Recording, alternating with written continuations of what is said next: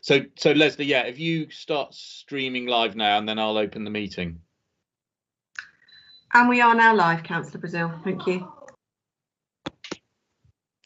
Thank you very much, and welcome members of the public, officers to this Development Management Committee meeting. Happy New Year to everyone. Hope you had a good time, and anyway, we are still where we are on Zoom, I'm afraid. So I will quickly rush through the protocol and the format for the meetings. Apologies to everyone who knows it already, but for members of the public that might not be aware of how it all works, we need to do that. So first of all, just to say that we are now live, and remind members to try and to keep your video and mute if possible, mute when you're not speaking. That would be good.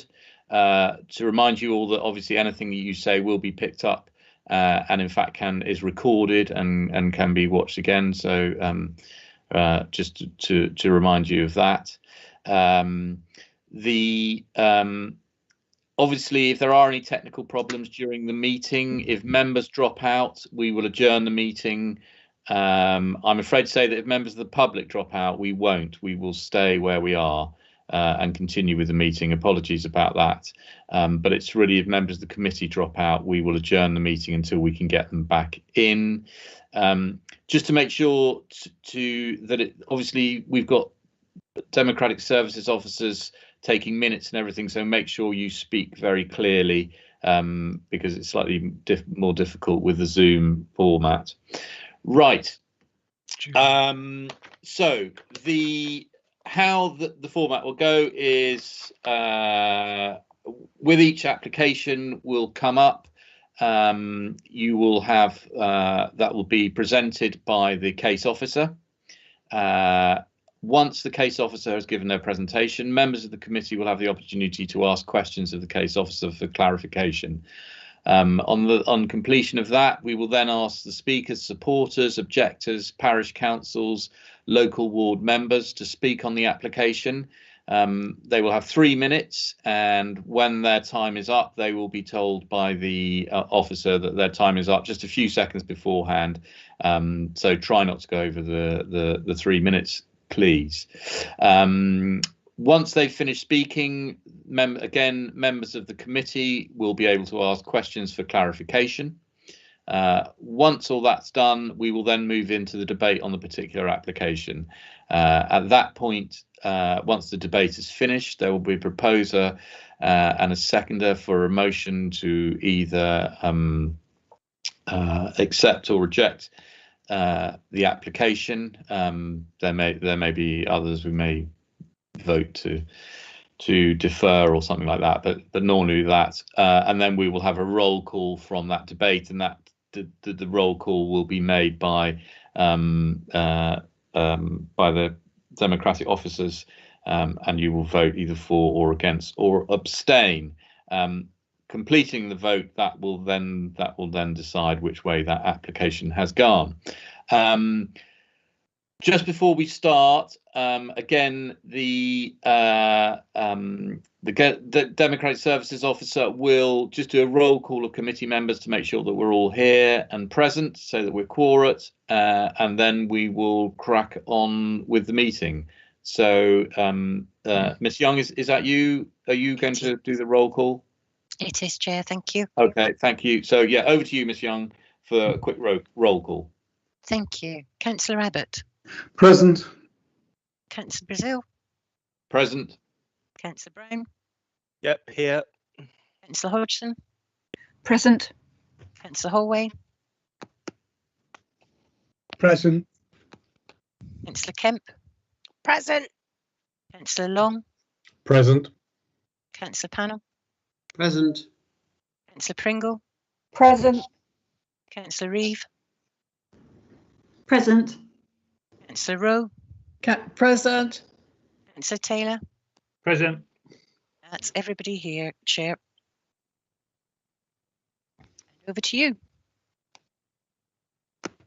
Lovely, thank you very much, Miss Young. In which case we shall move on to the agenda. Agenda item 1, the minutes to approve as correct record the minutes of the meeting held on the 2nd of December. Are you all okay with that? Any issues, please put a message in the message box or defer. No. So moved, Chairman. Thank you, Dan. Councillor Brown.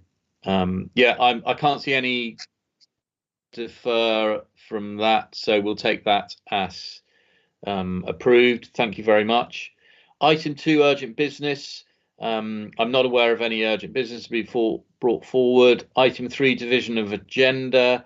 I'm not aware of any items that will need to become.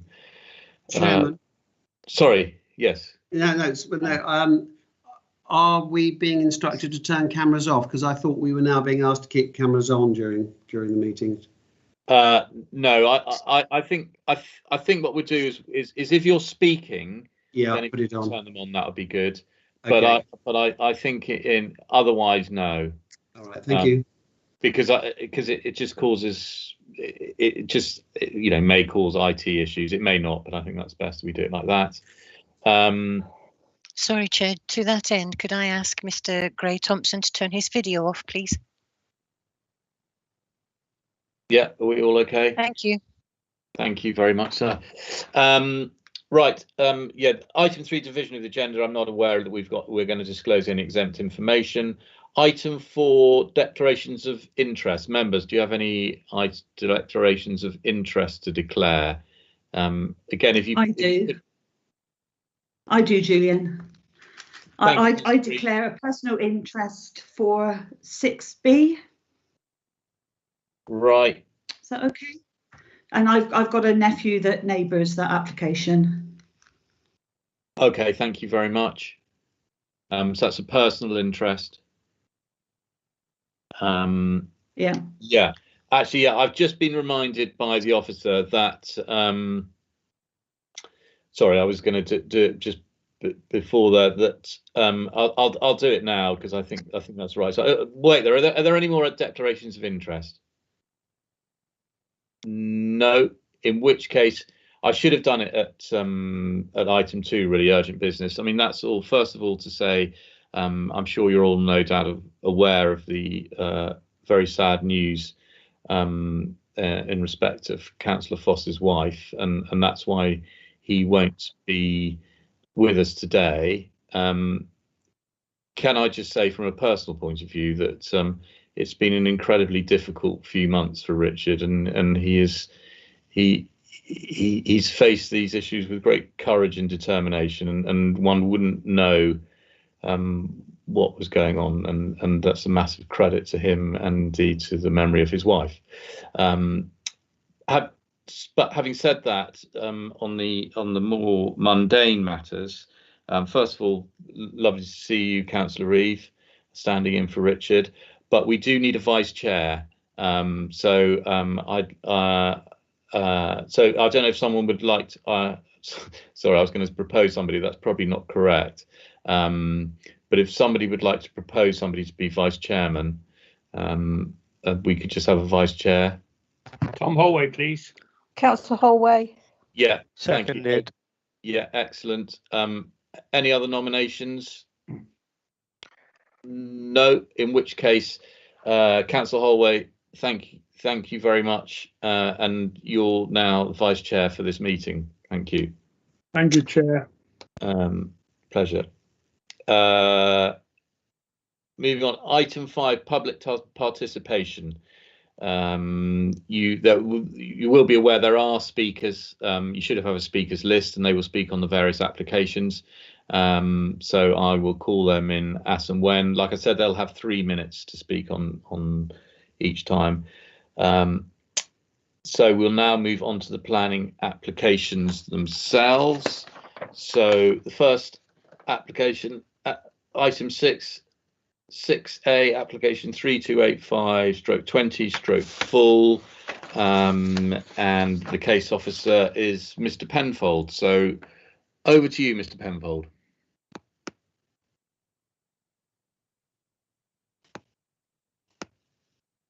I think you're muted. Hi, sorry. Thank you, members, and good afternoon. I'll just try and share my desktop with you.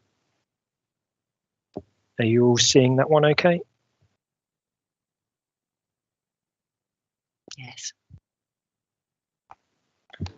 Okay, great. So this application relates to Rose Cottage, which is located in the area of Ashburton. Sorry, excuse me. Bear with me. Okay, here we go. This is the site location plan, which shows the area of land in the centre there, and which is surrounded by a number of other existing residential properties, a small cluster of urban built form there. This is the red line boundary of the application site, which clearly shows that the building, and this is a retrospective application. Sorry, I haven't given you the actual description. This is a retrospective application for a change of use of the existing shed marked red from domestic use to use for commercial motorcycle maintenance and servicing. So the business is currently in operation, and that building comprises sort of an ancillary piece of building that is attached to the applicant's land. This is a image from the site visit, which shows the property to the rear. You can see from there, it's just behind that building there, just off the main highway. It's worth noting that this is an image from the applicant's website, and that is obviously for the servicing and maintenance of high-performance motorcycles, but obviously not limited to the high-performance range.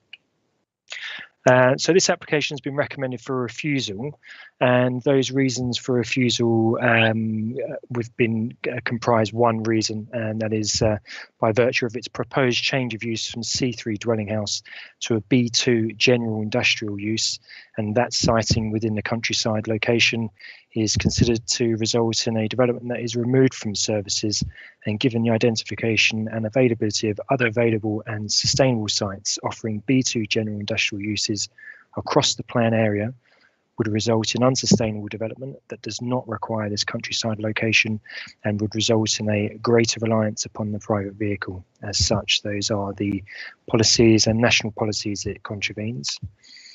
There are some specific aspects of that reason for refusal I just want to dissect for the benefit of members, and that concerns JLP policy TTV 26, section 2, subsection 4, and that concerns development in the countrysides. And the tests for that policy include requiring development proposals to respond to a proven agricultural, forestry and other occupational need that requires that countryside location. And just some commentary there, the proposal would fail to accord with the main principal policies of TTV 26.2 and is not considered to require this countryside location. It does not reuse a traditional building, nor is it complementary to any viable agricultural operations on a farm, nor any other lawful uses on site that requires this countryside location. Second to that, an additional principal issue, which forms the basis of this assessment, is JLP policy Dev 15, which concerns rural businesses. And the main principal policy test for that policy includes supporting development proposals in suitable locations, and it stresses that suitable locations. And some commentary here again, in this instance, the proposal is, by virtue of its location and proximity to services, is considered unsustainable development and would constitute inappropriate development in the countryside. The proposal is not cited within an identified sustainable settlement, as it appears in JLP policy TTV1 in the first 3 tiers, and this is considered, amongst other things, to outweigh any other benefits of the proposal.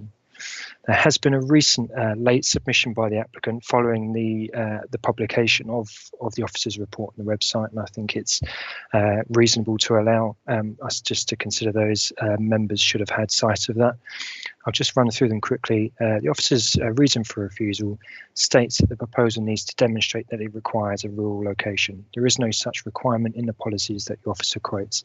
That's countered, and the response to that is JLP policy TTV 26.4, which, as I've just explained, confirms that development proposals must require a countryside location. Secondary officer also asserts in the draft reason for refusal that the application would result in a greater reliance upon the private vehicle. This is plainly incorrect and not substantiated with any evidence by officer.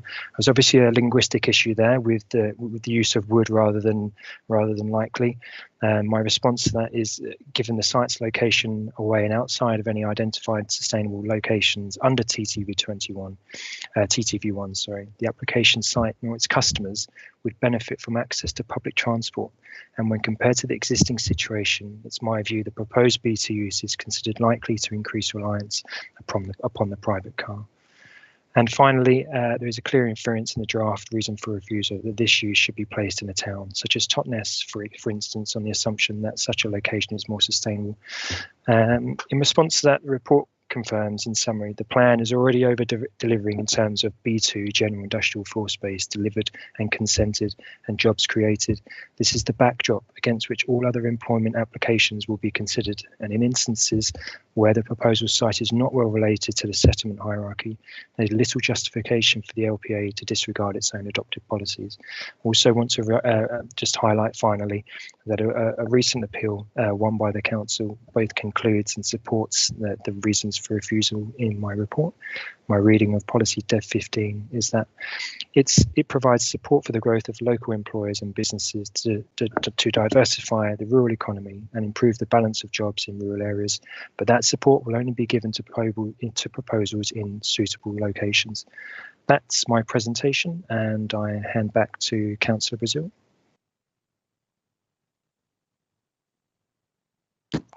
Thank you very much, Mr. Penfold.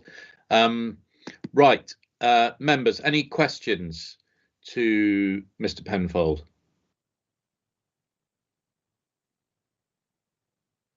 No, can't see any. So in which case we will move on to the speakers, and I will ask, so the supporter, Mr. Gray Thompson.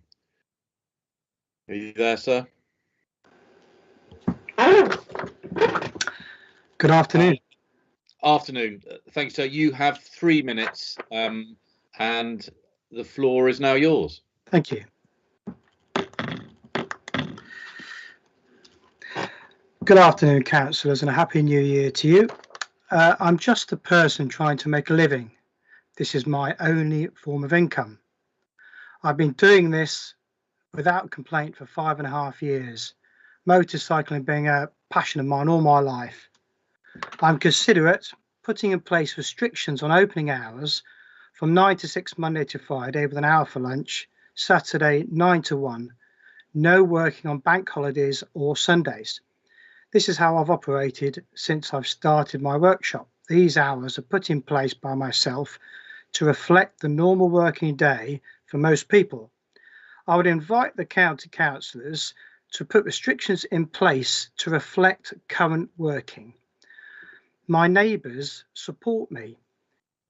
If they don't object and support me, they are not being affected by noise or nuisance. I disagree. I disagree with the planning officer. My business is sustainable and actually reduces the use of vehicles. If I worked elsewhere for 5.5 days a week, which I do, I would make 12 trips a week to and from work, and up to 22 trips a week if I return home for lunch, which I currently do.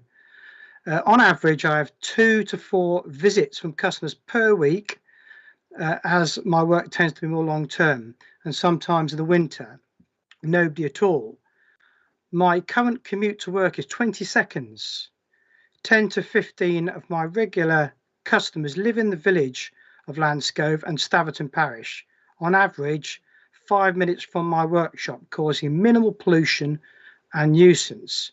The other majority of part of my customers live in the surrounding villages. Some live further afield.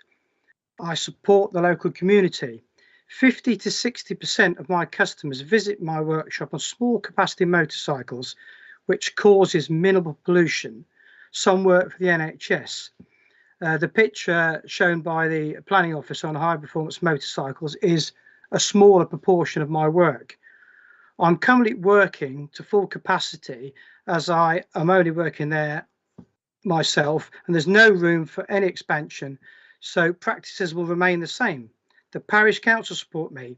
There is clear policy to allow you to approve this application as per the supporting statement and the letter submitted to this meeting. I've worked hard to maintain this business through the current pandemic, demonstrating sustainability moving into 2021. I can reassure county councillors there will be no issue supporting this application, as I've demonstrated in the last 5.5 years. Thank you for your time and consideration. Thank you very much, sir. Members, any questions for Mr. Gray-Thompson? No, in which case we will move on to the parish council representative. Councillor Catherall, please, sir. Good afternoon. Can you hear me? Yes, indeed we can. Thank you. Thank you very much. When the parish council considered this application, we had in the forefront of our mind the effect this might have on neighbouring properties. We've actually been in discussion with some of the neighbours, and there is widespread support for this application, which we were a little surprised by at first. In addition, Staverton Parish has relatively few opportunities for jobs, and we felt that this was perhaps an opportunity to create a live-work unit, which is so rare in this parish. On balance, the parish council supported this application unanimously. Thank you. Thank you very much, sir. Members, any questions for Councillor Catherall? No, in which case I will move to the local ward member, Councillor Hodgson. Thank you, Chairman. Just to clarify, though, the address for this is Ashburton, is actually in Staverton Parish, which obviously is in my ward. I brought this in for the 3 key reasons that are listed out on your documents for the meeting. And this application is coming as a retrospective via our enforcement. I don't know if people are aware of that. It's coming via the enforcement team to regularise the planning position, which is obviously appropriate. I made contact with the enforcement officer to check whether this represented any kind of complaint that had come in from the public, and I've been reassured by our enforcement officer that is not the case. This was actually an internal investigation, so we don't have to be concerned if we do approve that there will be a challenge to our going away from regular policy that we have at the moment. As you'll see, the parish council and the local 10 local residents are in support of this application, and there are no objections. And it is my view that this enterprise constitutes a sustainable employment. As the gentleman has said, he would be travelling 6 journeys a week each way if he was going into Totnes or Dartington, the nearby places that if he had to relocate. I asked him about how many people are coming into him, and he said he's actually reiterated it today. It's like it's just 2 to 3 people possibly a week, so that's 6 journeys. So the amount of journeys would be doubled, and those people would still be coming to wherever they were. And the question around public transport doesn't really apply here, because people are coming on the very vehicles that they're seeking to have mended or whatever he does with in these workshops for those motorbikes, which is obviously a fairly specialist thing. And it was interesting to hear that majority of his customers actually are in the Landscove area, so obviously serving very good purpose. There are no issues identified through either our stakeholders that have investigations that are listed on the website or anybody locally, and it seems to me that this is actually constitutes a sustainable enterprise. As I say, no adverse impacts in the wider community. And I think it would be somewhat of a tragedy if the implementation of our joint local plan, which was only passed last year, obviously 4 years or so after this enterprise was established and has moved forward, that our new policies start to undermine current sustainable enterprises in the rural parishes. And particularly at this time during COVID, for an enterprise to have proved itself to be sustainable, continuing and just getting on with it, I think these are the kind of things that we need to see as local resilience that we need to support. So I urge councillors to recognise the value of our support for this kind of local successful enterprise, And just moving into the debate to give my view rather than speak again, if that's okay with Councillor Brazil. Yeah, that's fine, Councillor Hodgson. Okay. Councillor Hodgson, let me just stop you there, just see if any members have any questions for clarification. Okay. And if there aren't any, I can't see any coming forward. In which case, I'll now formally move into the debate. And you can speak now or wait to hear what people have got to say and then speak, or I'll leave that entirely up to you. Okay, so I would just say that I have no hesitation in asking my fellow Development Management Committee members to support this application, and contrary to the case officer recommendation, I move approval of this application. That's me. Thank you very much, Councillor Hodgson.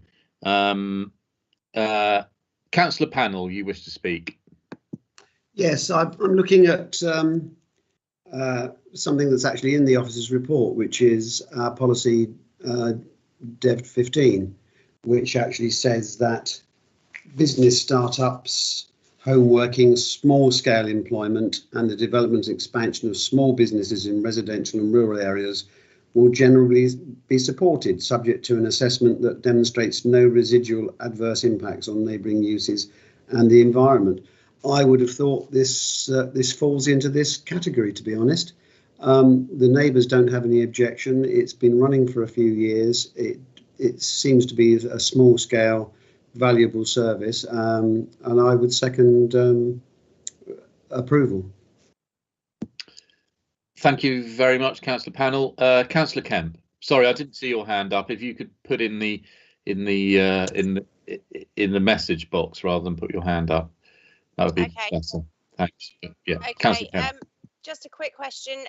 What was it that prompted the enforcement investigation in the first place if nobody complained about it? I think from the information we have is that that it was internal, so somebody enforcement officers or somebody at Southampton may have picked up that there was a business going on here and it didn't have business usage. It may have come through business rates or rents, but we don't know. I mean, to be perfectly honest, I don't, I think the main thing we were going to try and find was that whether it was because somebody had complained who then felt that they didn't want to put their head above the parapet to say, oh, actually, I don't want to be run out of town, so to speak. But that wasn't the case. Mr. Weimer, you wanted to say something here. Thank you, Chairman. Only to emphasise to members that I absolutely agree with you, but no matter where the enforcement complaint came from or what its nature was, you really need to set that to one side and look at the application that's in front of you and what's being proposed, rather than any background about enforcement. Thank you. Thank you, Mr. Weimer. Councillor Abbott. Thank you. If this was a horse-based system, I think it would get through as far as I've seen other applications, and because it's horsepower, I think it being tucked away here behind other buildings, largely out of sight, except those in the know, I would support this. I'm happy to go along with Councillor Hodgson's proposal. Thank you. Councillor Holway.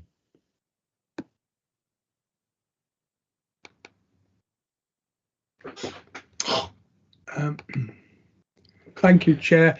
Yeah, we can hear you. Yeah, we can hear you. As someone, brought up in a village, it always worries me. We talk about sustainability. In some ways, we try and stop areas retaining what sustainability they have, or indeed acquiring sustainability. And I do argue, I understand the policies and I understand the reason it's been brought here, but one of the points made was, does it have to be in the countryside? Well, if there are no other similar businesses in the countryside, then yes, it does. I would argue it's all very well having them in the towns, But if the people in the countryside have got a broken down vehicle, how do they get it to the town? I don't know, but I would suspect that certainly in an area like Staverton, if you had a motorcycle that was broken down, you could probably persuade someone with a trailer to whip you along to these premises. An awful lot easier than going to Totnes, Ashburton or anywhere else. And so, I mean, I'm very much in favour of supporting this application. Thank you. Thank you, Councillor Holloway. Any other members wishing to speak before? Because I've had a proposal for conditional approval, which has been proposed by Councillor Hodgson and seconded by Councillor Pannell.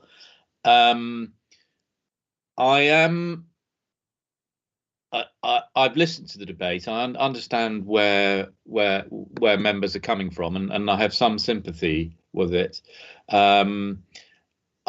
If you are minded to approve it, I'd like to have a quick, brief discussion about conditions, because we have to remember that obviously Mr. Gray-Thompson has the fact that he's been working for 5 years, and that the local parish council and residents support him is one thing, but the application is for a business usage, and he, not wishing ill on Mr. Gray-Thompson, he may be gone tomorrow, and then somebody else could open up a business there who doesn't quite have the same community spirit that Mr. Gray-Thompson has.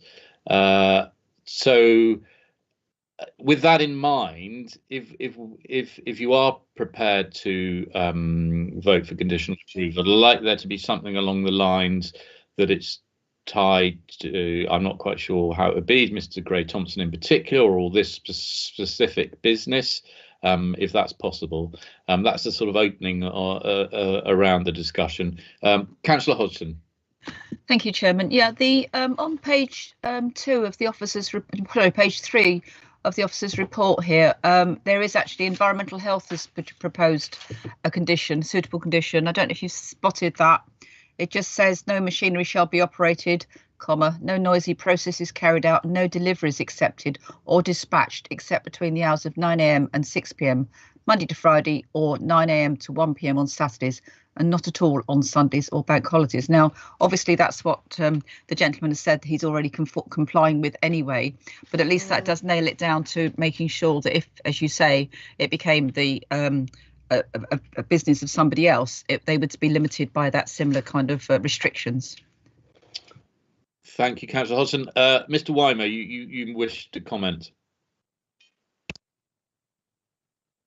Thank you, Chair. The only other, unless members have got anything else in mind, the only other condition I can think of that I think we ought to impose is that the what's granted approval is not for this specific business, but this specific use. So that what's granted is the use of the building for motorcycle maintenance and repairs, and not any number of other potential businesses that could come in there in time.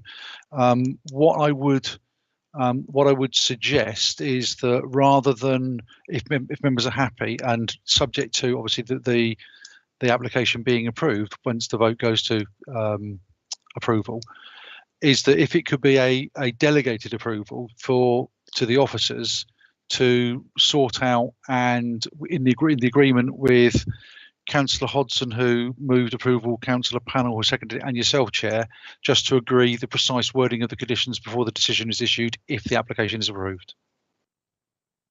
Thank you. Okay. Yeah. Thank you, Mr. Weimer. Members, well, I first will go to the proposer and seconder. Are you happy with that delegated, so that basically the conditions would be decided upon as a delegated decision?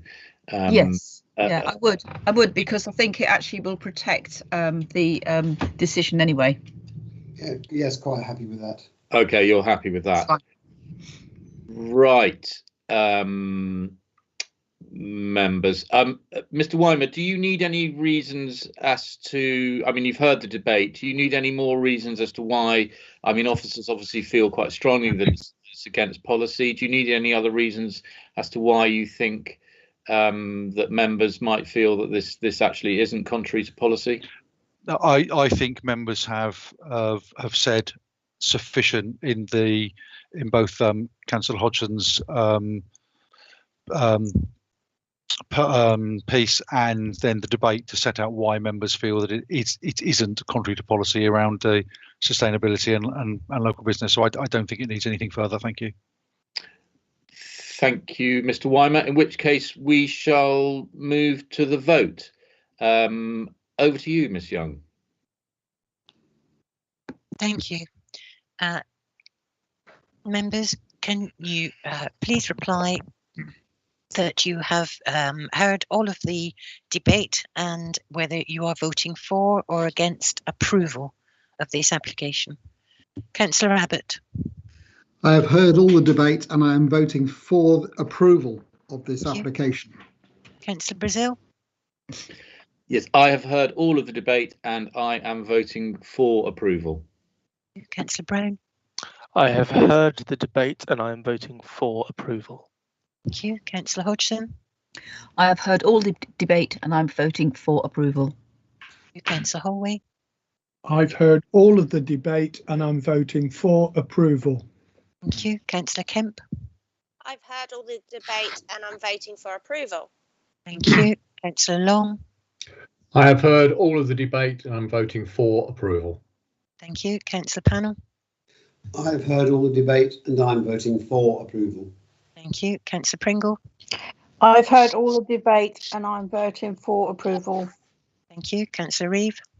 I have heard all of the debate and vote for approval. Thank you. Councillor Rowe. I've heard all the debate and I'm voting for approval. Councillor Taylor. I've heard all the debate and I'm voting for approval. Thank you, Chair. That is carried unanimously that the application is approved. Thank you very much, Ms. Young, and thank you, members. That application is approved. Right. Well, it's a delegated approval, subject to conditions. Right, we'll move on to application 6B. Let me find my place. Sorry, members. Oh.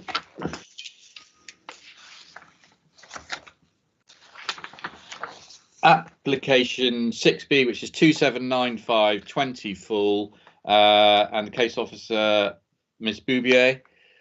There you are. Over to you. Chairman, can I just point of order? Yep. We have corrected this, but it's not appeared on the report.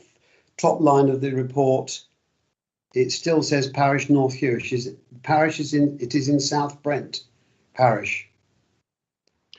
I think. Okay, thank you for that clarification. The officer will yeah, agree to that. Yeah. Yeah. Thank you, Councillor Pannell. Yes, I would agree to that. Yes, unfortunately, the report was drafted before we had that discussion. So yes, that is correct. It is in the South Brent Parish, and we have had comments from South Brent Parish Council on the application, as well as North Hewish Parish Council. So the site in question is a parcel of land at land northeast of Horsebrook Farm. This site itself, whilst it's adjacent to Horsebrook Farm, is not in the same ownership as Horsebrook Farm. So this is a map of the site. The land subject to the application has a gated access off of Horsebrook and consists of approximately 2.46 hectares of land, which is used at the moment by the applicant as a small holding with goats, chicken, ducks and geese on the land, and it's also used for the keeping of horses. The site is in a countryside location just outside of the village of Avonwick, and it's not within any landscape designations. So this is a map to show the location of the site. So this is the Plymouth Road coming down from Totnes. You've got the Avon Inn here with the road going off to Plymouth. and then Avonwick Village down here, and this is the site with the Webland Farm Caravan Park above there at the top of the screen. So this is the application. The application is for consent for a static caravan on the site, and this is to be used as a welfare facility. So the caravan would be used by the applicant for welfare purposes whilst undertaking work on the land. So, for example, for hand washing facilities, as daytime shelter, for lunch, tea making and coffee making facilities, etc. So this slide shows the application site with the area in grey being where the caravan would be sited. And it would be accessed from the existing access point, which would remain unchanged, and that's coming off of Horsebrook. The property down in the far corner, Horsebrook Farmhouse, is the nearest residence, and that is a Grade 2 listed building. And as I said before, that farmhouse is under separate ownership. And this plan just shows the distance between the siting of the proposed caravan and Horsebrook Farmhouse. As you will see, it's just over 25 metres, at approximately 25.35 metres, according to our mapping system. So in terms of photos, this is a photo of the entrance to the site. So this is off of the Horsebrook Farm Road. And this is the photo from the gate looking into the site with the internal access track. And this is from within the site looking back out towards the access. And this is just the landscaping that's behind the site for the proposed caravan. And as you'll see, where the white marking is on the photo there, that is the location proposed for the static caravan, and the white marking demarcates the size of the caravan that's been proposed on that site. And this photo is just a wider shot. As you will see in the background there to the left of the photo, there is an existing touring caravan and a wooden shed structure. And there's also some kind of children's play equipment in the background, and in the foreground there's various paraphernalia there. The touring caravan that's there at the moment is currently gutted, and it's got animal feed within that. These structures are not part of this application. The application is purely for the siting of the static caravan. In terms of rainwater and foul water, this has been one of the concerns that was raised in the representations received with regard to how the site would be drained. So the applicant proposes that rainwater would be discharged directly into 2,000 litre tanks that would be sited below ground with a minimum of 5 metres from the van, and that will be recycled to be used for the horses and the other animals on the site. And foul water would be discharged into 2 above ground water storage tanks, 30,000 litres each, with a minimum of 5 metres from the van, which would be emptied approximately every 2 months. The applicant has since advised that is a rough estimate, and that one of those tanks would be used as an overflow tank. It's expected that the majority of the time it would just be one of those 2 foul water tanks that would be used. In terms of the dimensions of the static caravan, the proposed caravan would measure 38 foot. That's approximately 11.5 metres long, and 12 foot, approximately 3.6 metres wide. Some concern has been raised, and some of the comments received from members of the public and both the ward members with regards to the size of the caravan proposed for the intended purpose. It's therefore useful at this point to refer to what is a caravan within the Caravan Sites Act. And the Caravan Sites Act definition of a caravan sets out that it needs to have a length of no more than 20 metres, approximately 65.6 feet, and a width of 6.8 metres, approximately 22.3 feet, and an overall height when measured internally of 3.05 metres, approximately 10 feet. It also sets out that caravan is a structure and not a building, and it must be capable of being moved by road from one place to another and composed of not more than 2 sections. In this case, as you will see, the caravan is clearly well within these limits. So turning to the policy considerations now, development in the countryside is restricted to that which is reasonably required for such a location, and in the case of agricultural related development is necessary for the purpose of agriculture, as set out in policy TTV 26 of the joint local plan. Consideration therefore needs to be given to whether there is a need for a welfare unit on this site to serve the small holding that's currently operating from it. If members conclude that there is that need for the welfare unit on this site, then consideration needs to turn to whether the provision of the proposed static caravan on this site is appropriate to serve that purpose, and consideration needs to be given to whether or not its presence on the site would adversely impact the landscape character of the area, with particular reference to policy Dev 23 of the joint local plan, and whether it would have an adverse impact on neighbouring amenity, with particular reference to policies Dev 1 and Dev 2 of the joint local plan. It's worth reiterating at this point that whilst this is in a countryside location, it's not subject to either national or local landscape designations. It is officers' view in considering this application that as the applicant doesn't live locally, his address is given as the property in Sparkwell, and he has no residents within the vicinity of the site to go to in order to meet his welfare needs, then in the context of the use of a caravan on this site as a welfare facility, in support of his use of the land as a small holding, it's considered that this is a reasonable request and requirement. It's only on the basis, however, of the welfare need identified that the static caravan would be supported by officers in this location, and it would not be supported for use for overnight stays or for use for residential purposes. It is therefore recommended that conditions be applied if you are minded to approve, to ensure that it is not used for residential purposes or overnight stays. Some concern, as I've said before, has been raised with regard to the size of the caravan, and as highlighted in my previous slide, the caravan size falls within the definition of a caravan, in being less than the maximum allowed under the definition. The design of the static caravan is considered to be functional for the intended use, and the caravan could be removed from the site and the land restored if it's no longer required to provide a welfare facility in connection with a small holding. And it is strongly recommended that if you are minded to approve, that you condition for this. Officers consider that the nature and location of the development is such that whilst the caravan will be visible from neighbouring land, it is not of a scale considered to have a significant visual impact on the wider landscape, and as highlighted, it could be reversed if it's no longer required. The nearest neighbour, Horsebrook Farmhouse, just over 25 metres from the caravan's position, is such that it's not considered the presence of the caravan would have an impact on the neighbouring amenity of this property, nor would it harm its setting as a listed building.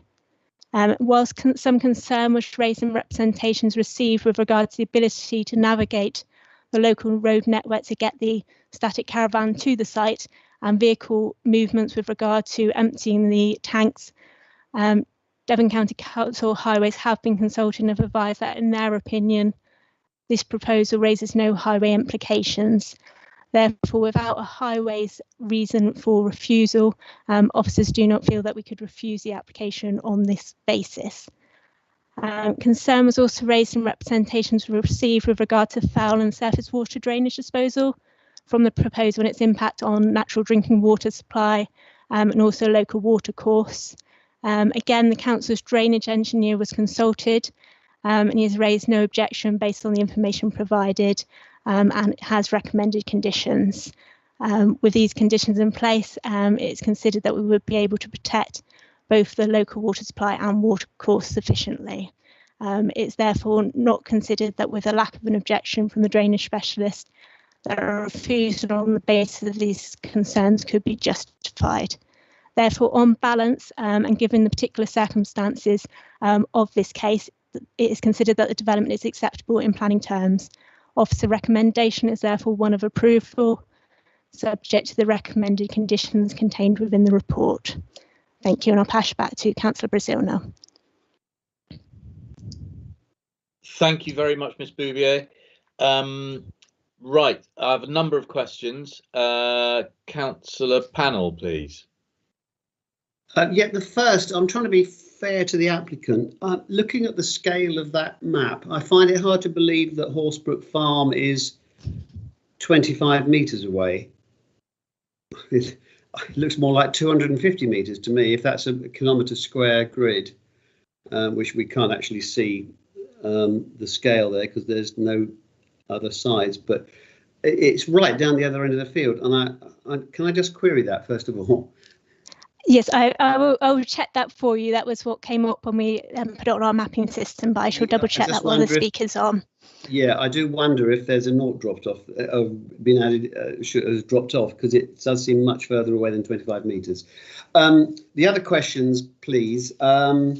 The groundworks that you showed in the photograph there, would planning permission be needed for those, or if so, would that be part of this application?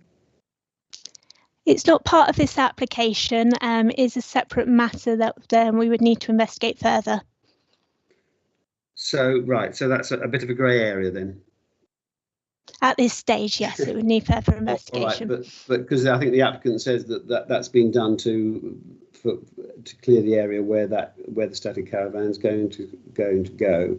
And my last question is, you would propose a condition that overnight stays are not allowed, but if this is for welfare, for example, if they keep horses there if a mare was foaling, or if they kept sheep there and they were lambing, presumably the odd overnight stay in connection with that would not be a problem, would it?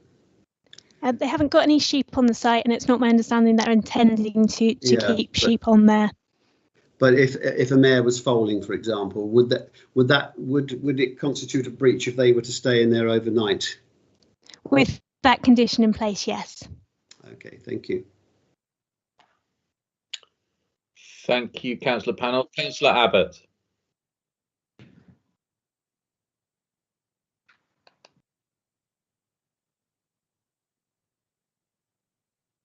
You're muted, Councillor Abbott.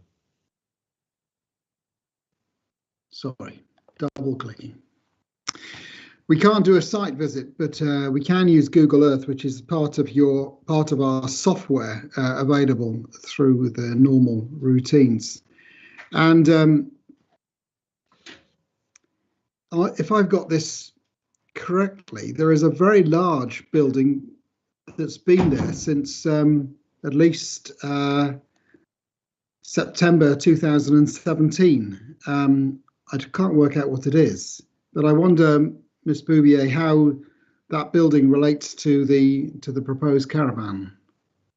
There's a stable building on the site at the moment, which is, as you go in the drive, is to the left as you drive up the drive. Is that the building you're referring to? I can imagine it is. So the stable building will be to the north of the proposed caravan site then? Yes, yeah. Fine, thanks. Thank you, Councillor Abbott. Councillor Rowe, please.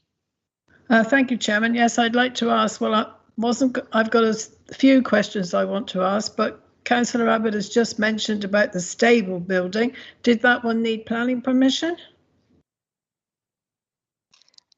The applicant has advised that he got advice that it didn't at the time that it was installed. I haven't checked with regard to whether there's any enforcement cases with regard to that. Okay, so can we look into that, please? Yes, that would be a separate matter, but okay, yes, we can look into that. My questions really were, it is stated this is an agricultural small holding, but does it have an agricultural holding number, please?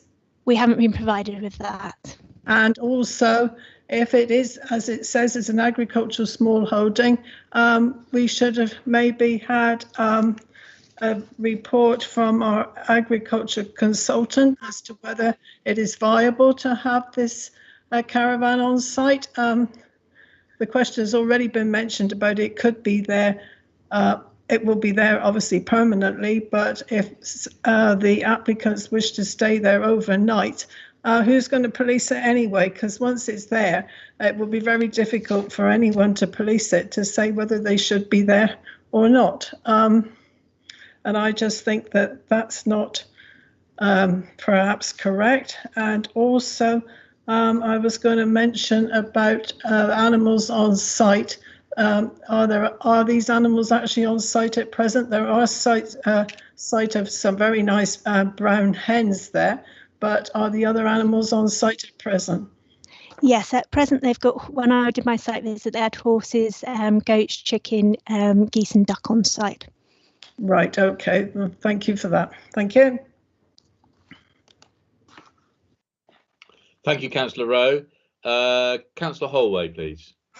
Thank you, Chairman. Yeah, I'm a little bit concerned looking at this. It seems as if there's, a proliferation of different buildings and caravans and things. I really don't see the need for anything as big as this proposed static caravan.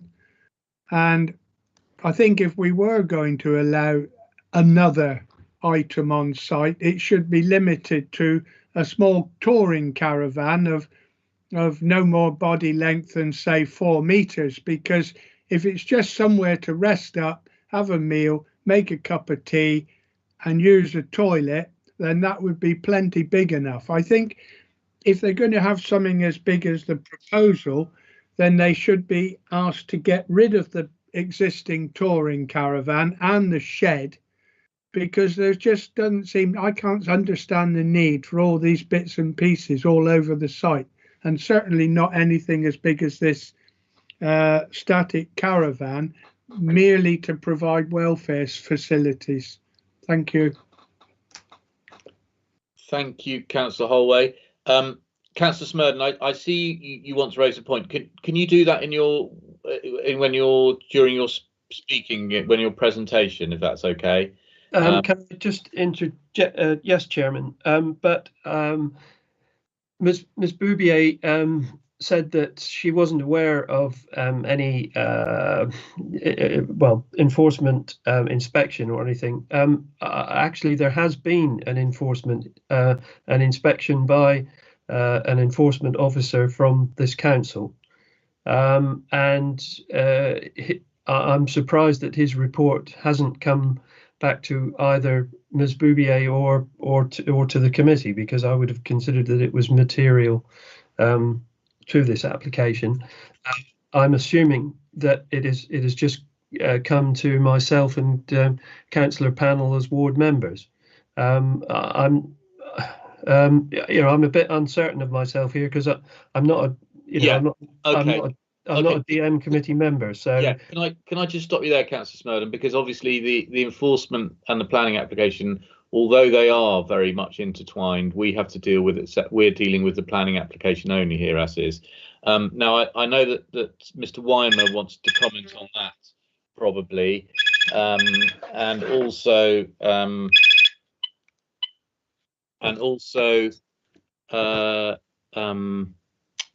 there was something about the groundworks as well you wish to speak on, Mr. Weimer. So I'll just let Mr. Weimer handle that, if that's okay.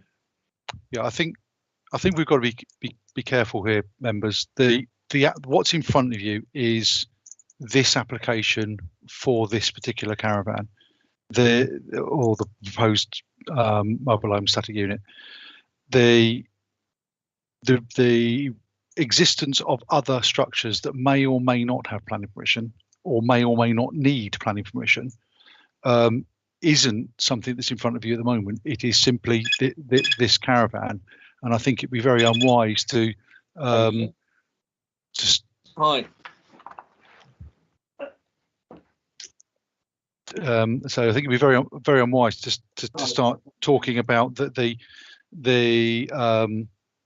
merits or otherwise of other enforcement cases on the site that aren't directly relevant to this particular application. And I think I really don't think we should be going down that line. In terms of I think it was Council Panel's question around the groundworks.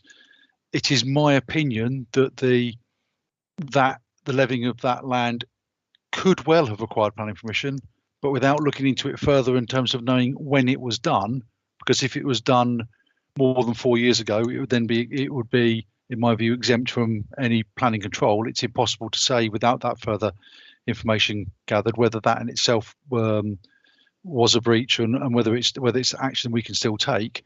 But that, again, that doesn't form part of this application. The application is simply for this static caravan.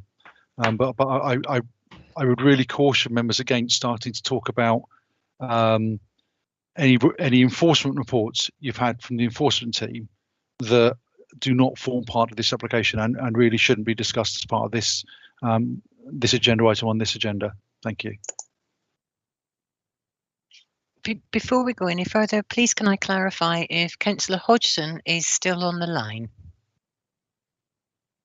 Hello, yes, I'm here. Thank you. Your symbol shows you as offline. Sorry about that. Thank you. Don't worry, I'm used to all sorts of things. But what I was going to say was, can I just check, are we still in questions or debate now? Because No, questions. Yeah, okay, thank you. Right. Okay. Well, thank you very much for that, Mr. Weimer. I know it's very hard for members, and it is hard for everyone when you know, this is obviously quite a complicated case here. But let's try and just stick to the planning education for the for the caravan. Councillor Long. Thank you, Chairman. A question to Claire, please, the planning officer. When I saw some of the pictures, it just comes to mind, there appeared already to be a manhole cover situated on the site. Is there already drainage of some sort on the site installed? It's actually, they had an issue. They've got a stream running through the site, so it's actually a diversion for that. Right, thank you. Thank you, Councillor Long. And Councillor Abbott, another question quickly, please. If that's permitted, thank you. What I don't understand is for these stables which have been there for over 3 years, they don't appear on the plan. There's no sign of them on the plan that's opening page of this proposal. All other buildings are shown. The shed in the last application was shown. And then in addition, the photographs were so chosen as to ignore the presence of that that row of stables. So if I've got this picture right on Google, then it looks as though there's about a dozen stables there.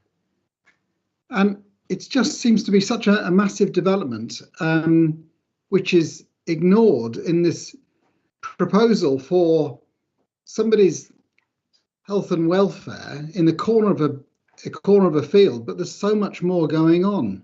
I find it quite disturbing, really. I've stopped. Is it a question? Why is it? Why is this diagram so incomplete? There we are. They haven't got the shed and the caravan on the diagram, but if you look at the proposed site plan, I don't know if I can bring it back up a moment. That I think that would help.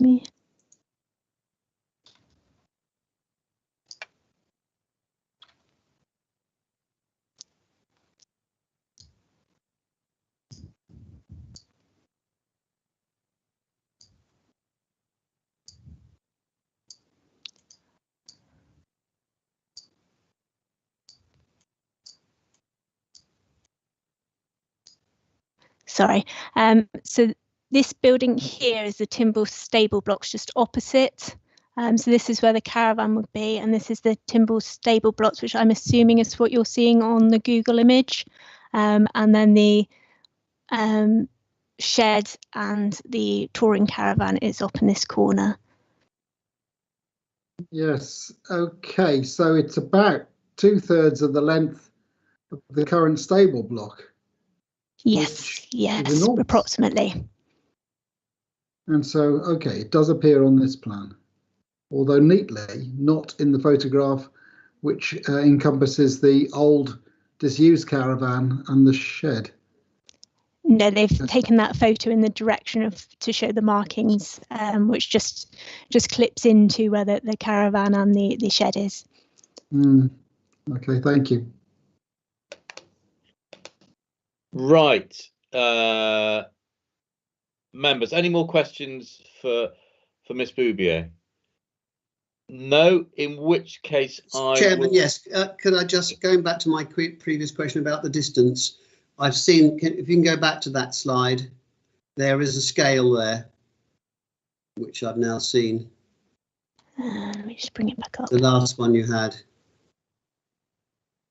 which neatly has a 25-metre division on it, and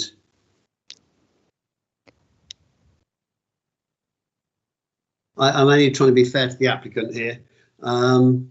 Yes, I think you're probably right. I think it's got a 0 on it, but whilst you're having the debate, I shall just double check that. Yeah, okay. But if you look, there's a 25-metre sign. Yes, there, yes. Yeah, I think it's certainly not the 25. It's not 25 metres, No. but I will double check the exact length while you're having the debate there. Thank you. Right. Thank you for that. Right, we shall now move on to. I've got no speakers other than the one of the other local ward members, Councillor Smurden. I think that's correct. So we'll move to Councillor Smurden. Okay. Thank you, Chairman. Yes, as you can see, Councillor Panel and myself have brought this in discussion with you, have brought this to committee. We cannot understand why the applicants need such a large static caravan. As you've heard, effectively a 40-foot mobile home. Whilst it's understandable that they'd want somewhere warm and dry to make a cup of tea and shelter, etc., that could easily be done in the small mobile caravan or the shed also on site. There are also concerns that have been raised by residents that private spring water supply for several properties at Horsebrook Rise is very close to the proposed site of the caravan. It's not clear in the conditions that are proposed that this water supply would be protected. And I have to say, having listened to the officer's report, I'm somewhat staggered to think that they're talking about burying 2 30,000 litre tanks to take the runoff from what is effectively proposed as a welfare facility. Just for members' information on the farm here, we've got a 20,000 litre water tank, which is an Arctic lorry tank. So they're proposing to bury 2 of those, which I find very strange.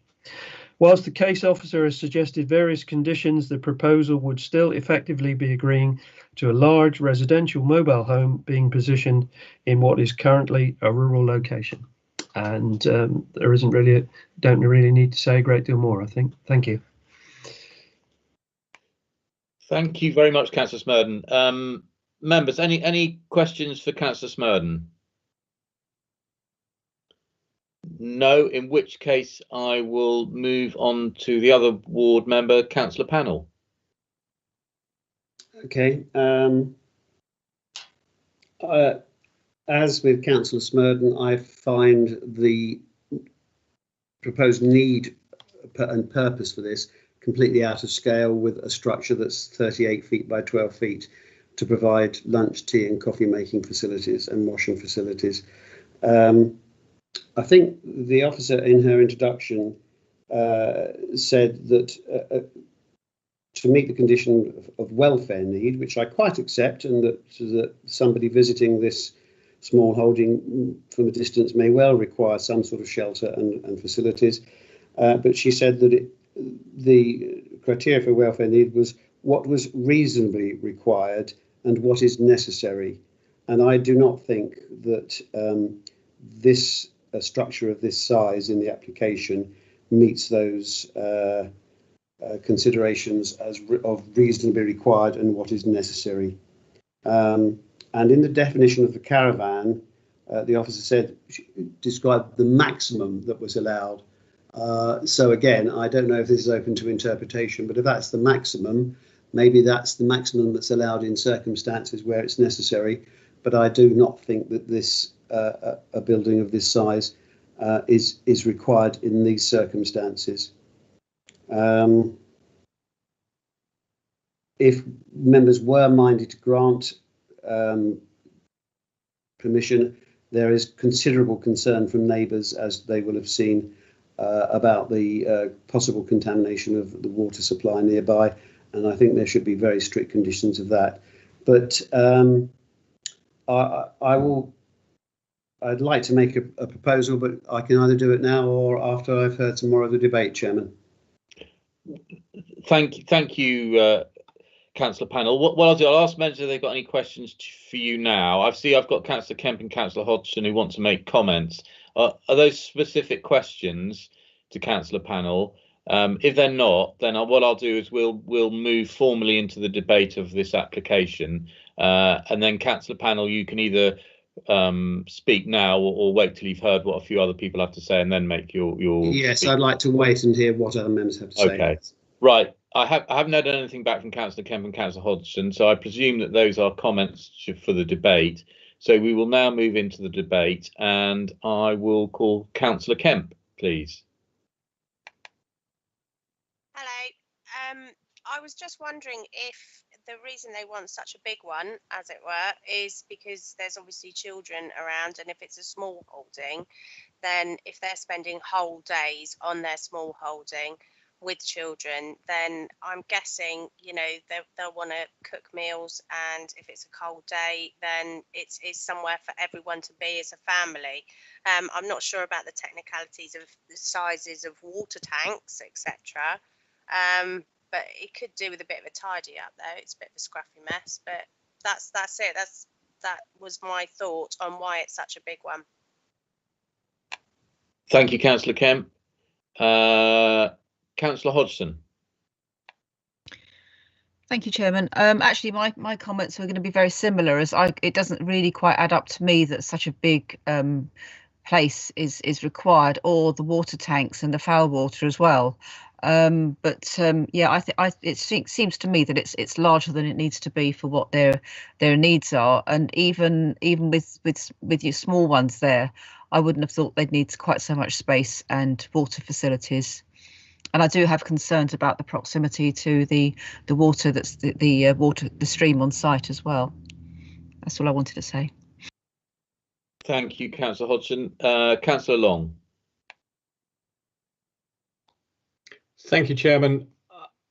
I don't want to be a sort of stuck record, but looking at the size of this, I do have concerns that have already been expressed about the size of the proposed caravan. I do believe it is excessive in whatever terms, and I understand Councillor Kemp's issues, family and others, but I think it could be considerably smaller, and I have very serious reservations about the scale of the water collection and particularly of the foul drainage issues, and I think that is a true concern for water supplies in the area. So I do have serious problems with this proposal. Thank you, Councillor Long. Councillor Panel, you wish to come back? Yes, just to answer Councillor Kemp's point, that this would be allowed as a welfare facility for people tending the stock on the site.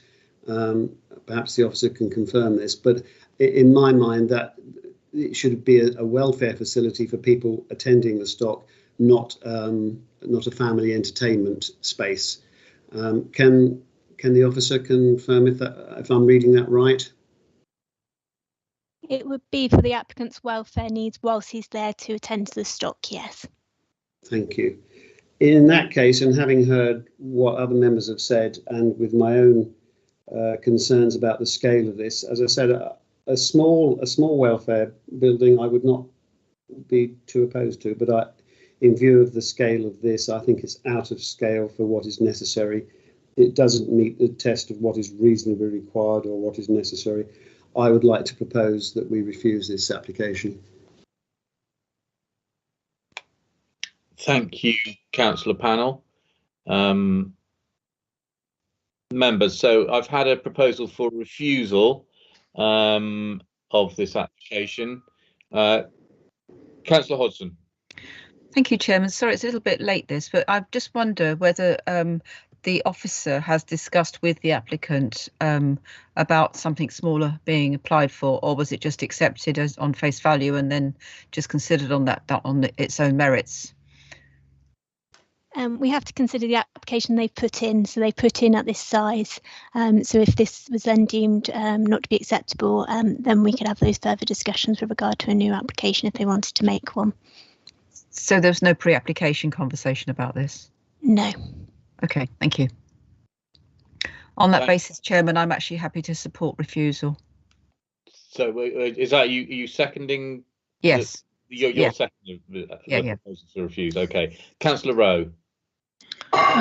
Oh, thank you, Chairman. I was going to do what Councillor Hodgson's done. Yeah, I think this whole thing is totally out of scale, and this field is only 2.46 hectares. That's not a very big field, and if they're going to have horses, goats, sheep, and not sheep, but geese and chickens, etc., they're going to have a lot of animals there, and they're just going to be overrun. And I think it's not acceptable, and that's why I would support refusal. Thank you. Thank you, Councillor Rowe. I've got Mr. Weimer. You wanted to make a comment, and then I'll come to you, Councillor Holway. Chairman, thank you. I see that Ms. Boubier has also come in for a comment, which I suspect is to do with the distance. So it might be useful for her to clarify that, and I'm quite happy to come in after Councillor Holway. Okay, Ms. Boubier, did you want to? Yes, that was the reason for my comment request. Just to say, I have just done the measurement, and yes, it was missing the 0, so it is a 250. Okay. So thanks for drawing attention to that. Thank you very much, Councillor Holway. Thank you, Chairman. Yeah, well, I was going to second refusal, but just really on the points that I think it is overdevelopment for this particular patch of land, considering what's already there. And I also agree with Councillor Smurden. I think somewhere along the line they've got the sizing of these foul water tanks wrong by probably an extra nought on that shouldn't be there, because what are you going to use to empty these blessed things once a month if they fill up? You're talking about 2 huge articulated tankers, and that's at least, and that I don't think this has been ever so well thought through. It doesn't tie up properly. It just does. It's not right. So I'm going to support refusal. Thank you. Okay, thank you, Councillor Holway. Right, members, I have a proposal for refusal, which has been proposed and seconded. I'm going to go to the proposal and seconded if I come up to reasons for refusal as against the officer recommendation, and then I'll ask Mr. Weimer if he's happy with the comments that come up with that. Although, sorry, no. I'm sorry to interrupt you, Chair. I'm sorry to interrupt you, Chair. We have lost. We've just lost Councillor Brown, and he's trying to rejoin us. So if we could hold for a couple of minutes. Okay. Yeah, we'll adjourn the meeting for the moment. If everyone could just sit tight. As soon as Councillor Brown comes back in, then we will start again. Welcome back to us.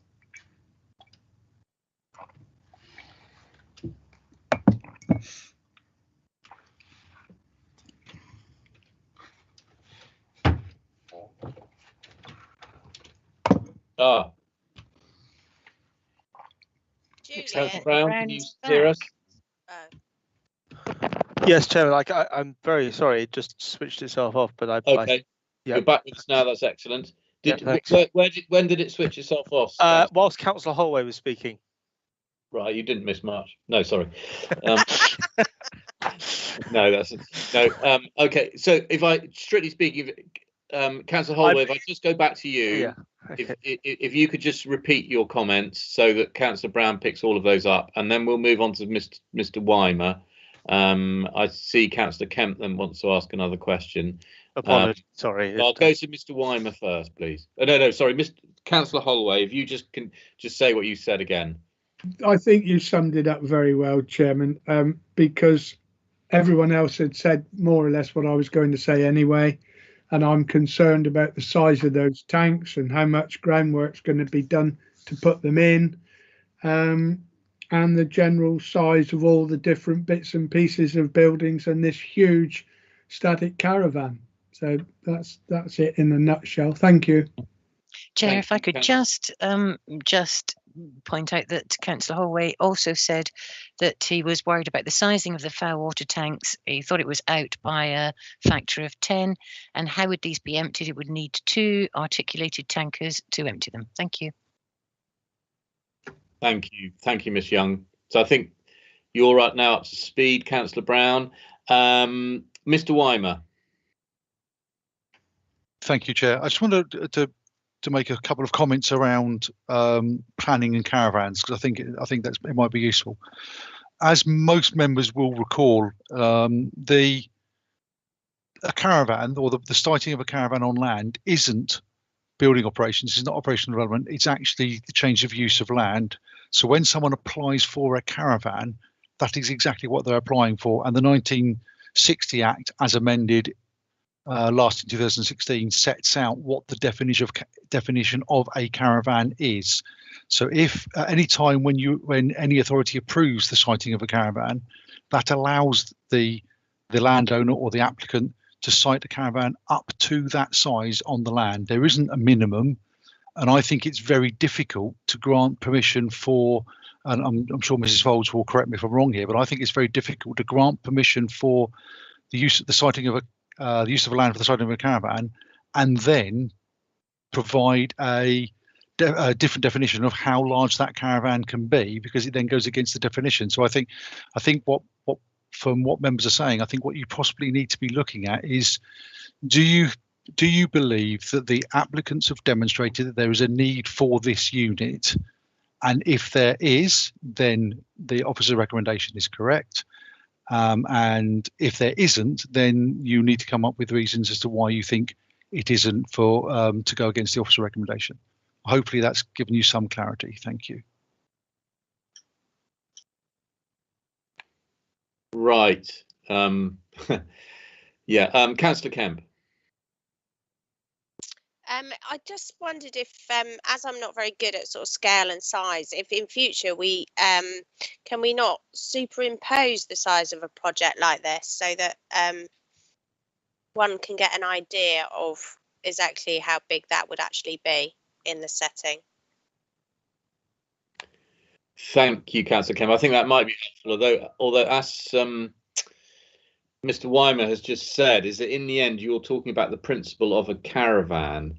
The size of it is defined elsewhere. I think what Mr. Weimer was saying was I didn't think caravans came that big, actually, well, but do. obviously they do. They do. So if we say, so I think this is the problem, is that a caravan that size people think too big, but in the end we're not, in a way, we're not saying the size of the caravan, we're just saying a caravan, and that can be up to that size by legal definition. Right. Wherein lies the problem, really. Right. Okay. I've got Councillor Hodgson and Councillor Pannell again. Yeah, let's brief Councillor Hodgson. Yeah, I'm just a bit bewildered by this, to be honest, because I understood we were looking at what we have before us, and my question was obviously around kind of the site, whether a smaller size had been discussed. And it's a bit sort of, but it's slightly difficult, really, because I mean, I feel that the whole thing is just out of scale to what's needed, and that's why I'm supporting refusal. But if it's a kind of just an in principle that the person can put a caravan there up to whatever size, then I don't see that we can refuse it. I mean, maybe that's where the case officer's coming from in the first place. But if it's about sort of putting in something as large as this with all those large tanks, then it seems to me that it's over the size of the need for what they're sort of saying they need it for. So I'm kind of a bit lost, really. If it's just, I mean, maybe all those other details shouldn't have been in there if we're just maybe agreeing in principle for a caravan per se no bigger than X. No, well, I think therein lies the problem. I think you've summed it up very nicely. I think members are going to have to make their own mind up there.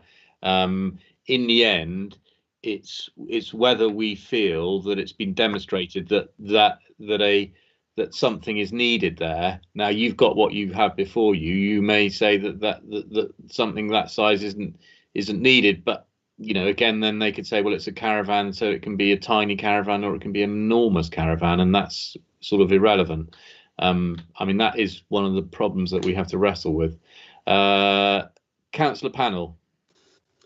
Yeah, in view of Mr. Wyman's comments, I'm quite prepared to say that we should refuse. I will continue to propose refusal on the grounds that welfare facilities could be provided in, for example, the nearby stable block, which is quite large and solid construction, and or the small caravan there. I think the welfare. I do not see that there is an overriding demand or need for additional welfare facilities that can't be provided in the other structures on the site. Right. Okay. So I think we're sticking to the that it's not been demonstrated that they're needed. Okay, a caravan it's not been demonstrated that there needs to be an extra welfare facility needed. Yeah, correct. Yeah. Okay. I see Councillor Hodgson is now not seconding the motion. Councillor Rowe, you were going to second the motion. I think. Are you still prepared to second it? Yes, Chairman. Yes, Chairman, and I will. Okay. Okay. Right. So I now have a proposal for refusal from Councillor Panel. That has now been seconded by Councillor Rowe. And the reason for refusal is that is mainly that it's not been demonstrated that there is need for a welfare unit, an extra welfare unit on this site. Mr. Weimer, are you happy with that? Yes, Mr. Weimer. Yeah, thank you, Chair. And similar to the previous application, can I ask members that the proposed refusal is proposed for a delegated refusal with the precise. I absolutely understand, and I'm happy with the level of detail members of the Councillor Panel and Councillor Rowe have given in terms of the reason for it, and I'm happy that we understand why they've gone against officer recommendation.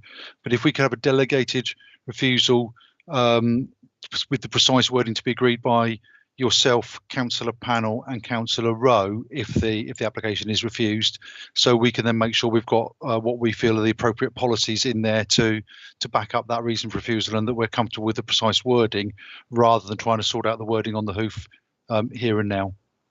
Happy with that, Chairman. You're happy with that, Councillor Rowe? You happy with that? Yes, Chairman. Yes, I'm happy with that. Okay, in which case we will move to the vote. Miss Young, please. Thank you. So you are voting on refusal. Can you please confirm you've heard all of the debate and let me know how you are voting? Councillor Abbott. I heard all the debate and I am voting for refusal. Thank you. Councillor Brazil. I've heard all of the debate and I am abstaining. Thank you. Councillor Brown. I have heard all the debate and I'm voting in favour of refusal. Thank you. Councillor Hodgson.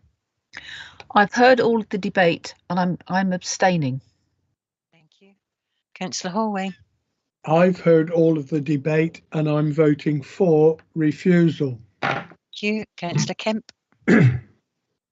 I've heard all the debate and I am also abstaining on this one. Thank you. Councillor Long. I have heard all of the debate and I'm voting for refusal. Thank you. Councillor Panel. I've heard all the debate and I am voting for refusal. Thank you. Councillor Pringle. I've heard all the debate and I'm voting for refusal. Thank you. Councillor Reeve. I've heard all of the debate and I vote for refusal. Thank you. Councillor Rowe. I've heard all the debate and I'm voting for refusal. Thank you. Councillor Taylor. I've heard all the debate and I'm voting for refusal. Thank you.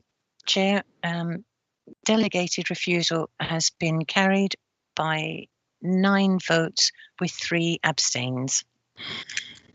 Thank you very much, Ms Young. Thank you very much. That is a delegated refusal for that application.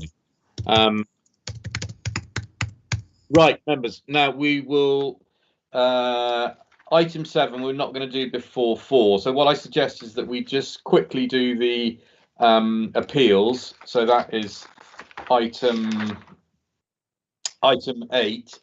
Then we'll take a short break and then move on to the housing position, item 7. Are people okay with that? Yep. No. Yeah. Okay. So yeah, Mr. Weimer, over to you. Item 7, appeals. Okay, No, item 8. Sorry, planning appeals update. Bear with me one Chairman, second. haven't we got 6C? No, sorry, Councillor Hodgson. That application was withdrawn. Oh, okay. Because there were issues. There were a few sort of clerical and technical issues about it, so it's been withdrawn from this agenda. Okay, thank you. Sorry if you. Okay, Chair, happy for me to start? Yeah. Okay, and unless I'm told otherwise, I'm assuming members can see the screen. I'm presenting with the agenda item 8 on it. Yeah, we can see it. Brilliant. So I'll just quickly go through these. It's bit of a mixed bag for us this month. The first one at the top was the dwelling at Thurleston Gardens in Dartmouth, and that was quite a straightforward one as far as the inspectors are concerned, in that they felt that it clearly affected the character and appearance of the area, and it was dismissed. The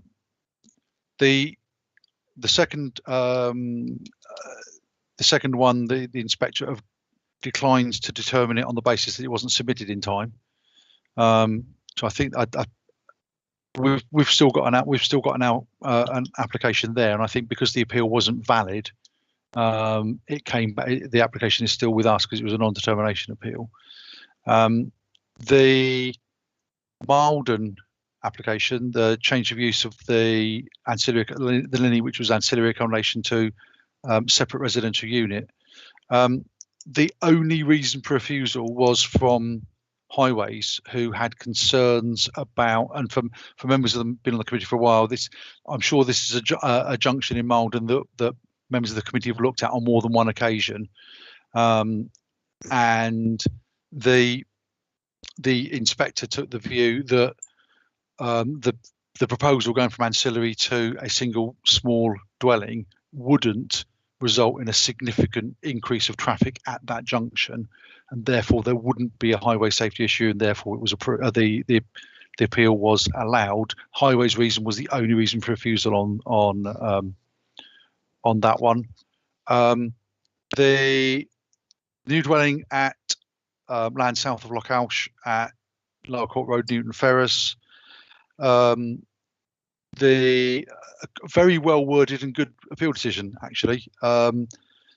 The inspector felt that it, or agreed with us, that it caused harm to the character and appearance of the area, the AONB, and was contrary to JLP and, quite importantly in this case, neighbourhood plan policy. There have been a number of appeals in Newton and Noss where their neighbourhood plan has been used by the parish as part of their objections and taken up by us, and the inspectors have taken that on board and agreed with it. I think if there's any, it's another appeal decision that would really shows the benefit of having a made neighbourhood plan and the difference that it can make.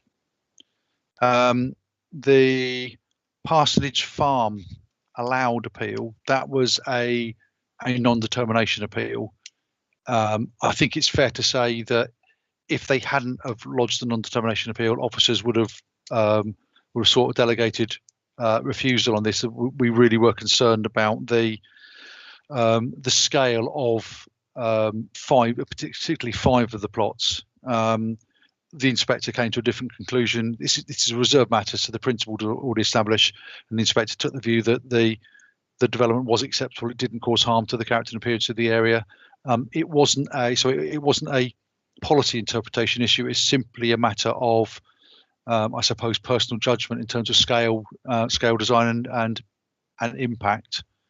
I suspect that Councillor Long might want to come in on the next one, which is Devon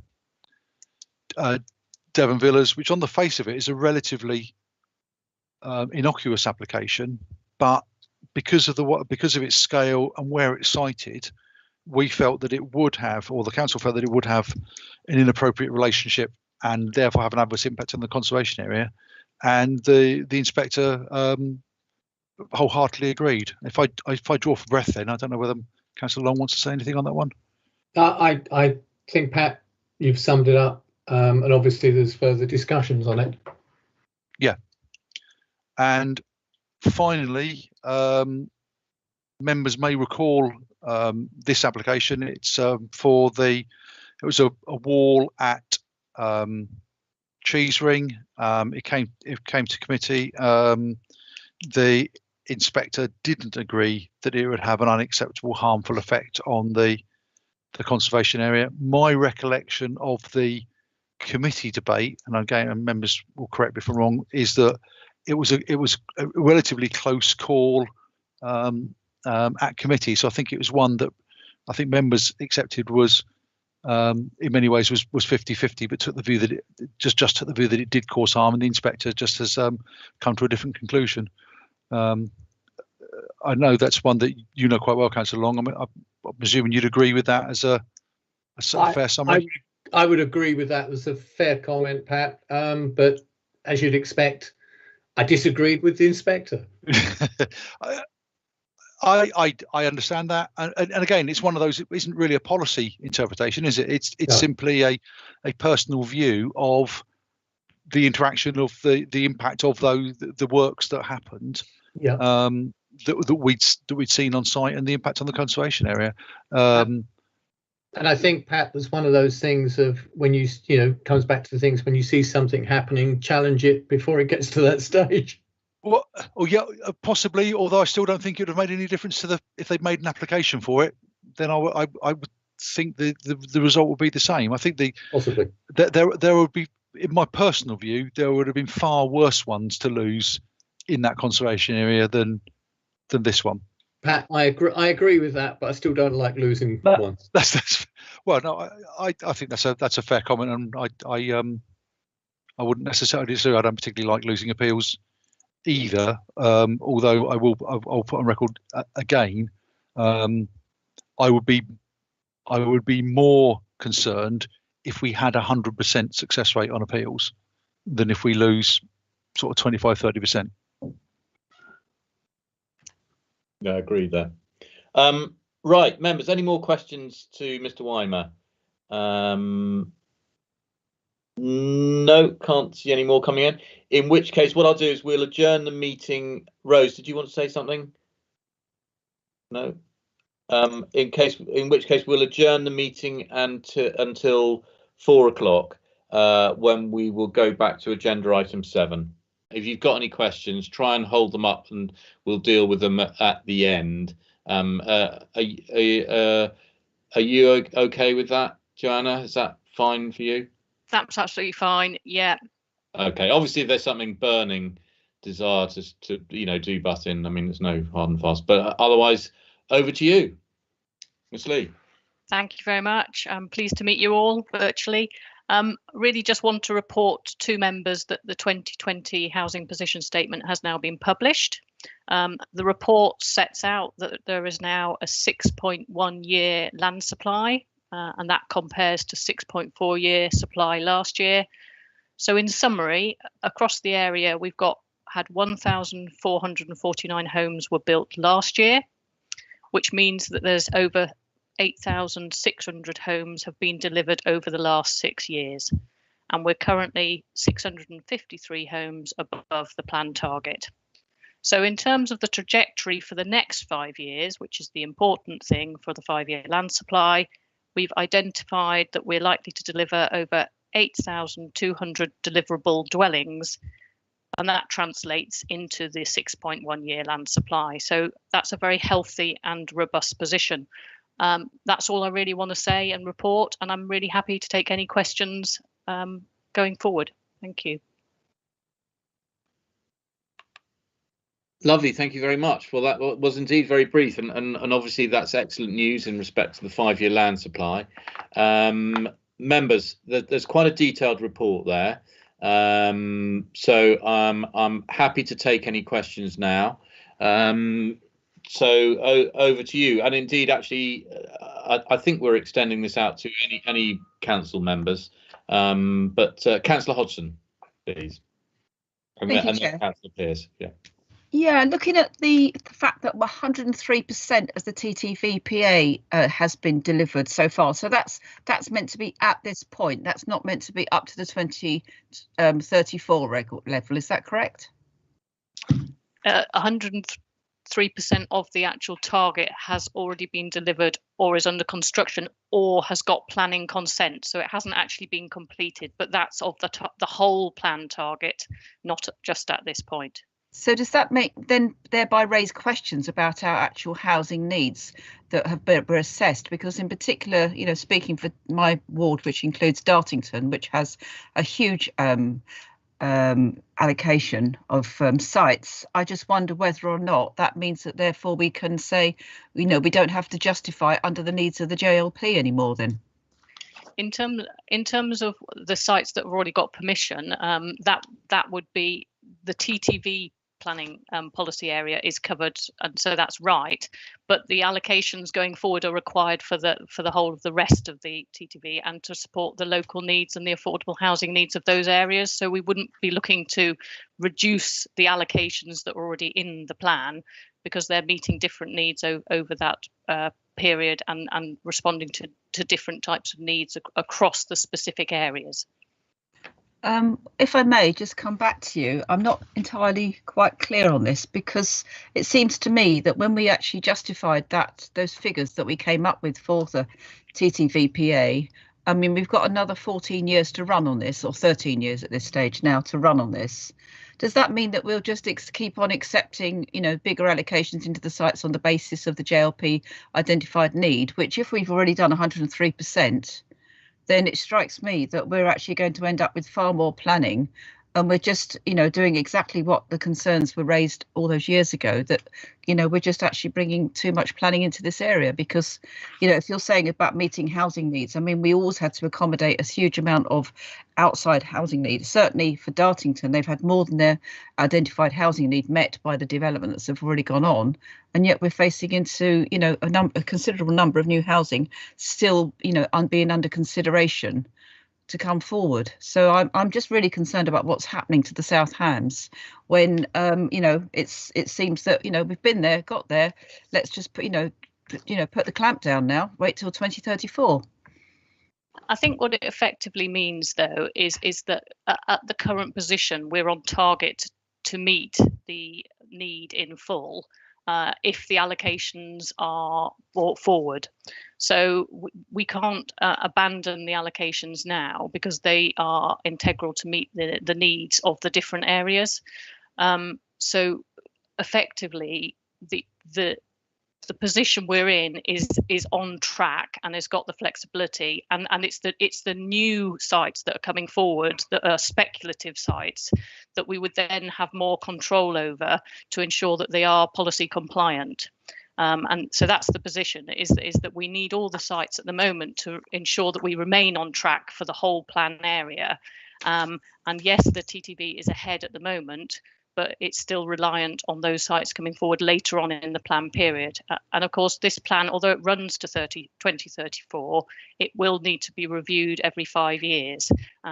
And we will need to update the housing need at that point when we do undertake the review in due course to understand what the need is at that point, and what the allocations are and what has been built out, and whether those allocations still meet the local need and sort of the affordable housing need in those different areas.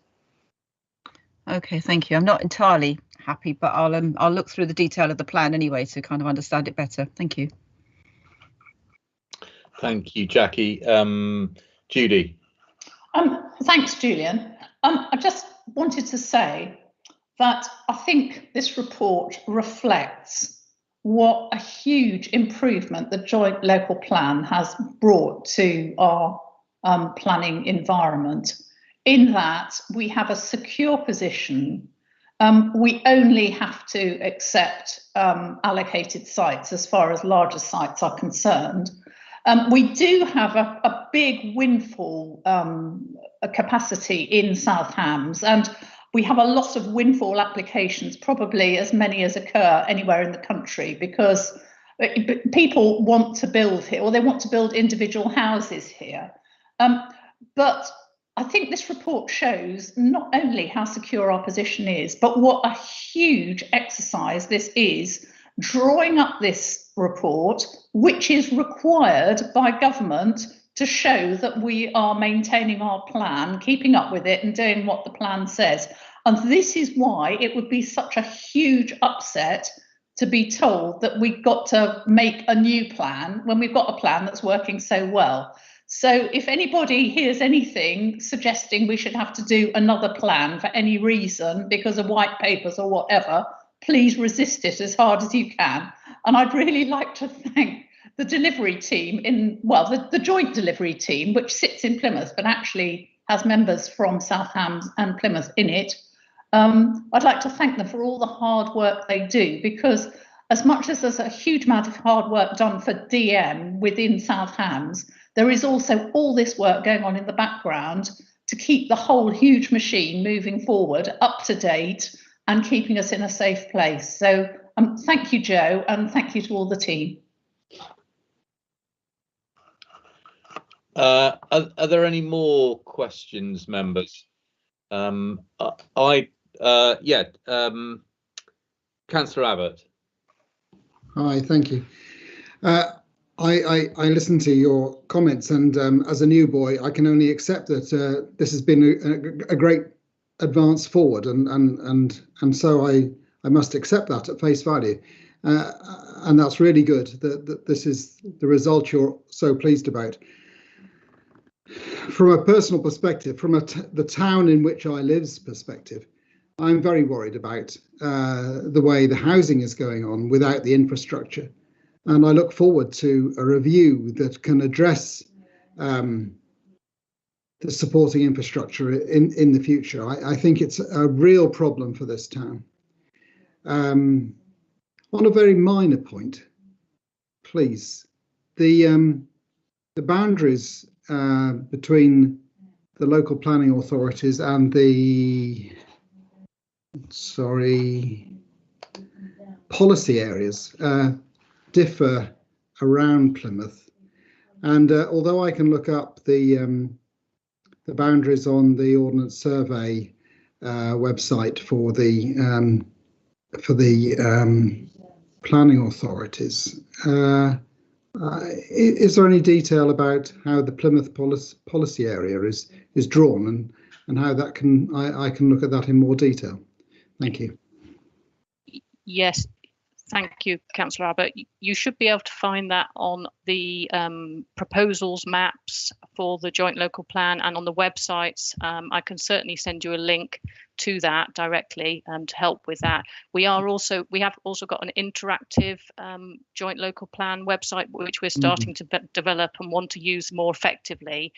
We want to get a sort of a much more accessible map version on that website, so it will be more interactive and accessible. So as soon as we do have that up and running, it will be shared across both local authority all three local authority websites, and it should be far more effective in terms of searching those policy areas. And I take your point. We do really want to improve that accessibility and understanding of the different areas. So I will forward you a link directly. Yeah, thank you. Members, any more questions? I've got one, if I may, Joanne. That is that I noticed that you've got a number of sites that have been taken out, and a lot of them they quote viability. So it's two questions really. First of all, in what respect are they saying they're not viable anymore? And secondly, these mainly seem to be in the Plymouth urban fringe. If it happens that a particular area within the JLP falls below its threshold of a 5-year land supply, is that going to affect us all within the JLP area, or will it just be that one specific area? No, the joint local plan sets out the 5-year land supply at the whole plan area, so it doesn't look at the different authority areas, and we don't report it for that. It's literally just one area. And although you'll see in the report and in the appendices that there are figures for each of the different authority areas and the policy areas, that's not actually what's the test of the 5-year land supply is based on. So there's no comeback in terms of sort of sanction on any one different local authority area falling below the threshold for that. It's covered at the whole plan level. That's sort of the beauty of the joint local plan, if you like, in that all of it works together. In terms of viability, I'm not familiar with all the sites, and certainly we can go back and have a look at those and let you know about that. We were certainly seeing the Brexit effect in terms of uncertainty for some of the Plymouth sites, and that might be feeding through, because remember, this is 1920, and it will be interesting to see whether viability is going to be even more of an issue next year with the sort of 2021 reporting year and the COVID recession figures starting to go through into that. You've also got to remember that the sites are only included in the supply if they're deliverable under the NPPF definition, which is really quite strict. So we take a very robust approach and don't just put anything else in it, and we don't want to be too optimistic. So certainly we're working quite hard in the Plymouth area and with Gina and her urban fringe team to make sure that sites are brought forward, and as soon as they are deliverable, we want them back into that 5-year land supply to give that position. But I think viability is certainly going to be something that we need to be looking at in more detail over the next year. Yeah, no, it's just because I read the latest reports are that house prices have increased by 2-3 times the rate of inflation over the past year. Quite how sites are now unviable is questionable. What concerns me is that once again we find ourselves at under the yoke of the developers, that they decide they don't want to do a site, say it's unviable, it drops out. Suddenly we find that we've dropped below the 5-year land supply, and then all these speculative applications will come in. I would like to know what we can do with that. I mean, do we lobby government about it? Do we blacklist developers saying, well, you're a waste of space and you're not going to do it, so we don't want you involved? What do we need to be absolutely on the front foot here when it comes to sites that they suddenly say, oh no, we can't do this one.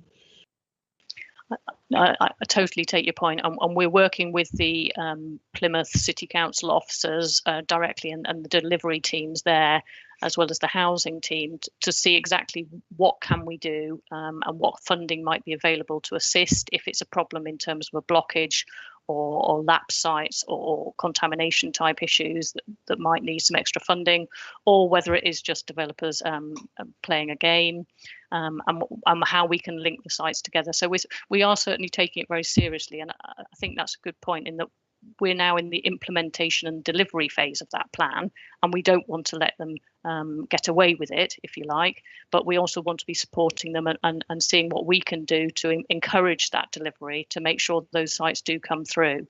So I think we are aware of that, and we will be having meetings, with Pat and Pat's team and Gina's team on the fringe to actually really try and understand what those issues might be. And to get to the bottom of it in terms of what developers are actually saying, and scrutinise that and not necessarily take it at face value. So good. Okay, Jackie, you wanted to come back? Thank you. Yeah, I'm just looking through the listings, and I don't understand why some of the sites that are in Dartington are not included in your list. I mean, if you've taken you've looked at dwellings delivered from 2014 to 2020, and this often has been part of the question anyway, about the sites that were given permission that got built out since 2014. You know, with respect to my language here, you know, conveniently left out of the plans that have gone through, it's kind of been filtered out. And one that's actually on the table now, Broome Park, is not in there. Broome Park is not, as far as, unless I'm going blind, I can't see it in there. Transition Homes is actually in Dartington, not Totnes. There's other sites that are listed under Totnes, which isn't listed in there, but is actually a site that's allocated, which is the Plantation site and Lane End, I think it's called, which is that's in Totnes, but the Plantation site's in Totnes. These are, you know, it seems like there's stuff that's not mentioned in there. Meadowside, which was built out, finally finished in 2015. That was a 50 housing site. There's loads of sites that have, I mean, this has been part of the big problem for Dartington, that people have seen all these sites built up around them and they're not appearing anywhere in any kind of, you know, any plan. It's like, oh, well, we're ignoring that. We keep on restarting from 2015, 16, 17, 18. But you've got in this list, dwellings delivered 2014 to 20. I would have thought those houses should be included in the listings. Sorry, which appendices are you looking at? I'm looking at page 75. Just bear with me. I don't know if it's the same page number that you're looking at. I can't actually get into my mod.com, mod.gov on my laptop, so I'm looking on the public website with my other laptop.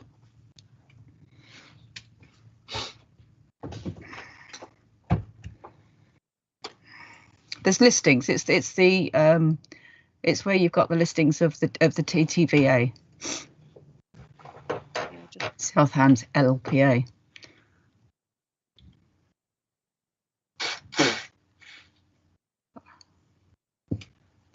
So is this the small sites? Because the sites that are listed here are all the ones that are going to be built from 2020 to 2025. So they're the ones that are already Appendix 7. List of all the small sites. So then it doesn't include anything that's already been built. This is looking to the future supply. So everything that's been built is not listed in here. It's all the ones that are going to be listed built in the next 5 years. So there'll be sites that are excluded that have already been built, and there'll be sites that are allocations that might be starting to be built from 2026 onwards. So it's only the sites in the next 5 years that are included in this 5-year land supply statement. Okay, so why were dwellings delivered in 2014 to 2020 included as a slot then? Sorry, I'm just trying to read it from a kind of member of the public's point of view, asking, well, what happened to this? What happened to that? That just sets out the position as it is currently in terms of how many houses has been built to date. And it gives the current position against the annualised target and the target of 26,700 over the plan period. So you bring it up to date in terms of what's been built to 2020.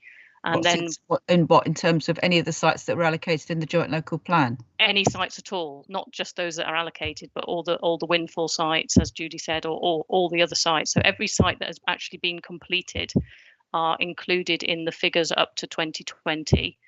Because they all add to and contribute to the total target of 26,700 that we have to meet.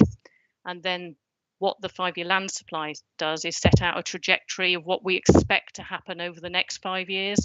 And so these are the sites that we expect to come forward. I mean, there's no guarantee. Obviously, the planning authority doesn't build the house sites, and as Councillor Brazil, made the point, we can't guarantee they'll be built, but these are what we expect from our understanding and our discussions with developers to come forward over the next 5 years. Okay, so there isn't actually a list of what's been built out already and considered under those figures as individual sites. There will be. Sitting behind this is a huge amount of work and spreadsheets, and I can certainly go back to Denise in the policy team in South Hams, West Devon, to get a list for you. But we certainly do have lists, because that's what each individual site contributes to, those aggregated figures in that for each of those years. You can see in the 2014-15, each year we report exactly what's been built. through the development management process and the monitoring reports. So it's a lot of work. Denise and Gina go round and visit all the sites and tick off what's actually being completed. So the houses. The houses, yeah, all the houses. Yeah. So the authority monitoring report will go into more detail on this and provide you with a split in terms of how many windfalls, how many allocations, and that's the work they're currently doing at the moment. The priority has been to get the 5-year land supply and the trajectory going forward, because that's what affects the decision-making process that you are and do, and our performance in terms of the housing delivery test, which we've obviously exceeded the requirement, and there's no sanction. If you fall below the 5-year land supply figure, there's a sanction and a presumption in favour of development. So it is really important that we do have a robust SPI going forward. But certainly the authority monitoring report is going to provide more details, and that's being published in February and will be reported then. Okay, yeah, I think that's it. Okay, can I just ask then that the sites that actually exist within Dartington are allocated as Dartington sites, not given the Totnes allocated to Totnes? That's it. It's confusing for people, and I think it gives justice to the people of Dartington that the sites that's where they actually are, that's where they're listed as. If you don't mind me asking that. I will go back and investigate why they might be undertaken under Totnes. It could be that that's just how they're categorised, but I can't give you an answer, I'm afraid. But I can certainly come back to you on that. Thank you. Thanks very much. Okay, excellent. Thank you, Guy. Thank you. 2 questions. One is the Atmos site at Totnes. That's still scheduled for development, but I understand there has been a very large question mark over whether that's likely to go ahead at all. Do you have any update on that? I don't. But I can say ownership. Yeah, it's changed ownership recently, last year, and it's quite possible that the new owners may want to put it back into commercial use, and which would scupper the entire housing project. Jackie probably knows more about that than I do. Have you had any update on that, Jackie? Only that I'm very aware that the situation with the people that actually got planning in the first place, which is Totnes Community Development Society, and they did the right to build inquiry. So there's been a lot of activity for them over the years. I understand that they do consider that they still have a legal claim to the site, should we say, because I think basically the rug got pulled from underneath them, and I'm not quite sure of how substantial the new claim from the Fast Globe, I think they're called, is, whether it's an options or whether it's a purchase. So I think that's being examined as a legal thing, so it wouldn't be appropriate for me to say any further. But I think it hasn't disappeared off the agenda yet. Anyway, that's all I can say. The other question, which is on a larger scale, which is where we are with Sherford. I see there's quite a few planning permissions granted and not yet started.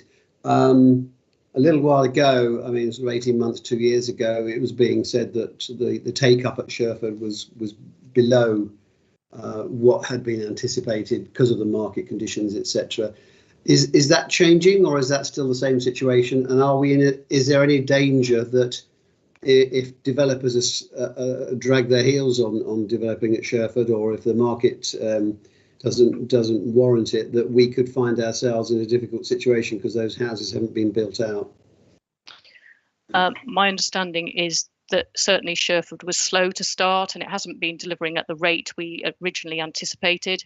I know that the Urban Fringe team are monitoring that quite closely and working very closely with the developers to try and get that back on track. And it is certainly something that we will need to be mindful of going forward, and keeping an eye on that and the rates, and how that might impact next year with the sort of COVID and the slightly fewer starts that we'll have seen during the lockdown. So that is going to be something that we do need to keep an eye on, which is why we need to also be quite assertive about bringing forward the sites that are starting to go through the system and making sure that they do come into the supply and get built out so that we can start to count them. Thank you. Pat, did you want to? Yes, very briefly, if we wouldn't mind, it's a couple of points in terms of the Atmos site. I'm not going to add much to this, other than that there is a specific policy in the local plan for the Atmos site, and any application that comes forward to deviate from that is clearly going to have to be justified to us why it's deviated, and local members will then obviously have an opportunity to call any subsequent application to committee.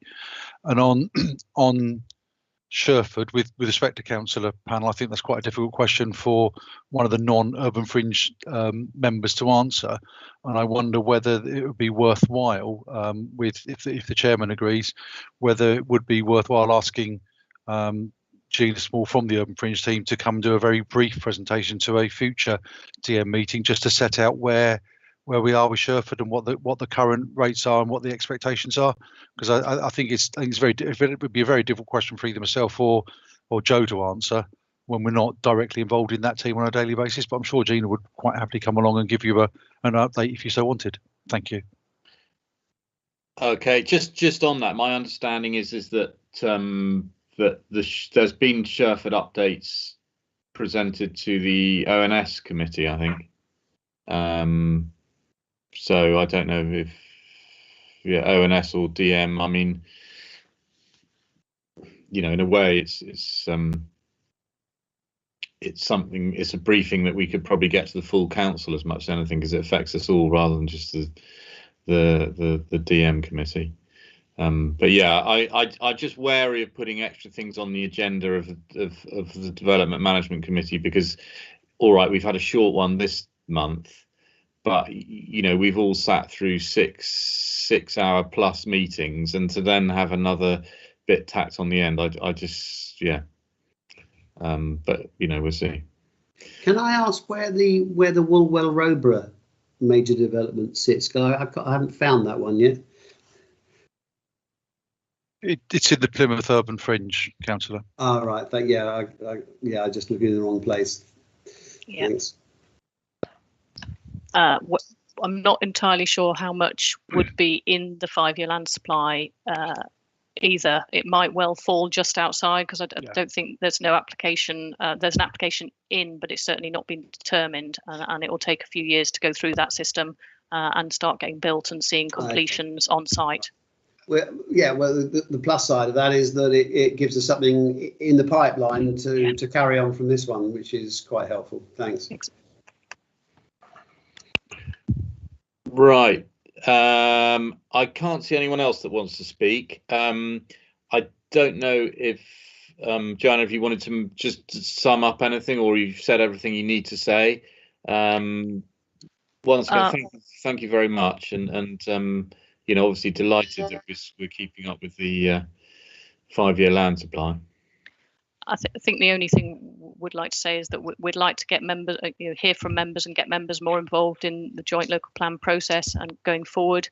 We look forward to inviting you to the annual meeting of the authority monitoring report in February, so you'll be getting invites to that if you'd like to come, and which will give a bit of a review of what the plan's done over the year and what we've seen and what the challenges are, and we'd like to get you involved in sort of going forward in terms of the policies going forward and sort of taking the plan on now from the sort of delivery, and as Judy says, we're not reviewing it instantly, we don't need to, but we do need to be starting to think about that in the next year or so, and what the key issues are that members would like us to really look at and think about. Okay, I see Judy wanted to speak. I mean, one issue we definitely should speak about, not about housing numbers, is caravans in large caravans in small fields. Anyway, Judy, did you want to say anything, or was that all been done now? I'll take that as been done. Guy, you wanted to say something? Yeah, it's done. Yeah, thanks, Judy. Guy, did you want to come back? Yes, thanks. I just wanted to pick up on what Vic was saying. It's 50 years now since we moved to Ivybridge in 1971, which was then a small growing town. And in that time, I have seen over and over again a circle of lack of foresight and provision for what's going to happen with the number of houses being built. As a journalist, I think in 1972, I covered the opening of the new Ivybridge Library which I think was down Costley Street. When I arrived, I thought, well, this isn't going to be big enough for the size of town that Ivybridge is planned to be. Devon County Council have put money into building a nice, smart, modern library, which has done well in a town of 2,000 or 3,000. It clearly wasn't big enough for a town that the size Ivybridge was going to be. And of course, within a few years, that had to be closed and a big new library built. And I think that's just typical of not the way that we think, but the way that we are allowed to make provision for expansion and providing the facilities that we can see we're going to need. There's been long been talk about the need for another possible access to the A38 on the eastern side of Ivybridge, but because it's being done, the development's being done piecemeal and separate developers are doing it, we can't get together and get enough money to make a contribution to an eastern feeder road onto the A38 there. Although highways say it's not needed, who knows, if development goes on in a few years it will, and then of course we may find that the site, the land for it has disappeared. It's just this foresight business, and anything that we can do as a group to try and put pressure on government to give us more powers to plan for the future would be very helpful.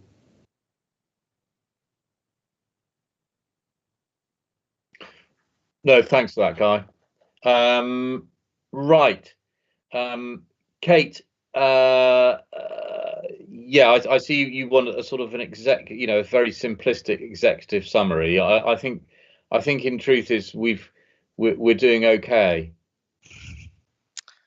Thanks for that, Julian.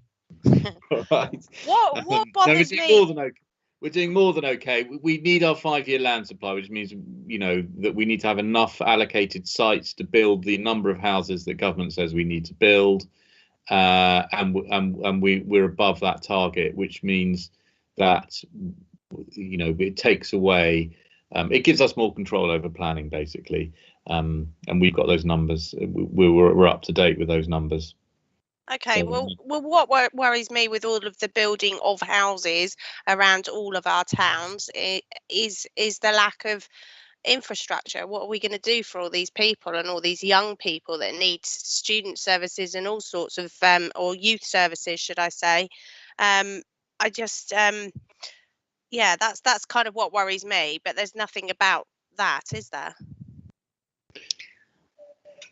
Well, the local plan, I suppose, does try and by allocating sites and trying to look further ahead, it does try to link the infrastructure with the housing provision. And I guess that's the importance of having a plan, is that it allows us to do that rather than just speculative development all over the place, which doesn't then link to any kind of infrastructure at all.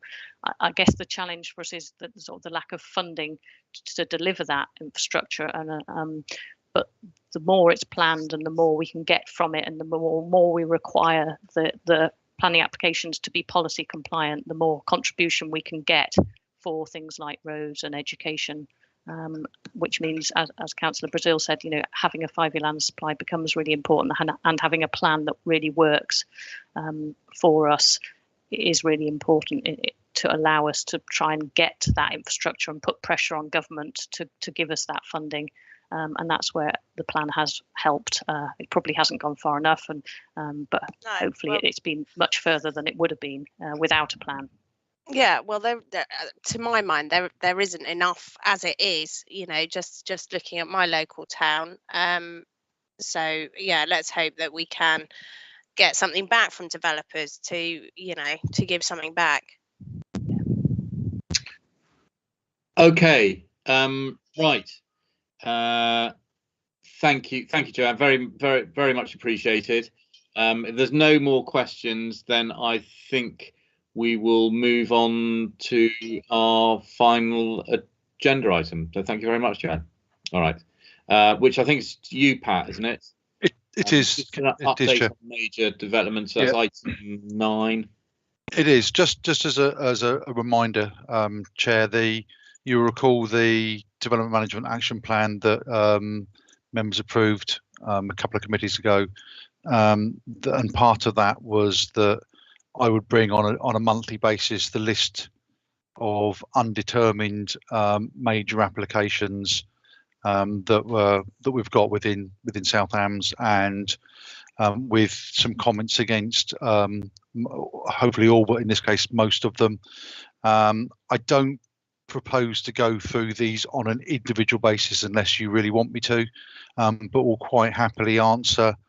It's really for information, but we'll quite happily answer any questions any members have on any of them if I can, or if not, I'll take the questions back to the case officer and come back. But it's really for information, and I suspect you've heard enough of my dulcet tones without me going through this on a case by case basis, but I will happily try and do so if you want me to. Okay, I'm quite happy for if members have got any questions to raise there. I mean, obviously it's an item that's come up because of queries that members have raised before. Are there any specific or general questions that members have? No, I mean, I think it's something that you may want. I don't know if members have had the time to, what with all the housing numbers stuff as well, if you've had time to look through it all. And it may be that at a later date you suddenly think, crikey, yeah, no, I need to check on that. Are we going to say, is this going to be yes, but this will be a standing item on every DM committee. Okay. What I would ask, if at all possible, because I have probably a little bit of knowledge on most of them, but not necessarily detailed knowledge on all of them. So if members do have a question that I'd like to raise on anyone in the future, if you could give me a little bit of advance notice, then I should be, if I don't know the answer, I should be able to that gives me a little bit of time to get the answer from the case officer to actually to be able to respond to you at the meeting. But yes, it will be a standing item, and obviously things will get added as they come in and removed as they get determined. Okay, right. Any questions, members? No, they all. Chairman. Sorry, yeah, Mark. Sorry, just a point of clarification, Pat. Can you remind me of the definition of major, please? How long have you got? Yes. In if terms it's too long, send no, it no, to no, me. no, no, no. I just need to make sure I get it right. In terms of residential, it's anything over 10 dwellings. Yeah. Or if it's an outline, I think it's anything over half a hectare. It's either half a hectare or a hectare. I should have checked on this. And if it's non-residential, it's applications either on site area or if it's buildings over 10,000 square meters. So there will be times where, because of the site area, you get large agricultural buildings as majors. What I will do, because I may not have got that 100% right, I will just do an email to all of you tomorrow, just confirming what the definition is. I suppose, Pat, the reason I was asking it was I noticed the one in Lod as well, the creation of the equestrian livery facility. Yeah, it was a combination of site area and the building size. Right. Okay. It's a single large building, but the site area was quite big, because I think that may have also included you can get majors where, if it's, for argument's sake, change the use of agricultural land to equestrian, in the majority of cases they will be majors simply because of the size of the field, or the couple of fields, or the 4 fields, or whatever it is that's being changed. So you can get some what appear to be relatively minor applications, but they come as majors simply because of the land holding, or the area of land that's be changed of use. But I'll get you I'll make sure you've all got the definition. I'll do an email out tomorrow. That's great. No, but I think this list is fantastic. I really appreciate seeing it. Okay, thank you. Good. No, thanks, Mark. Jackie. Thank you. Yeah, does not a new school in the middle of Dartington qualify as a major application?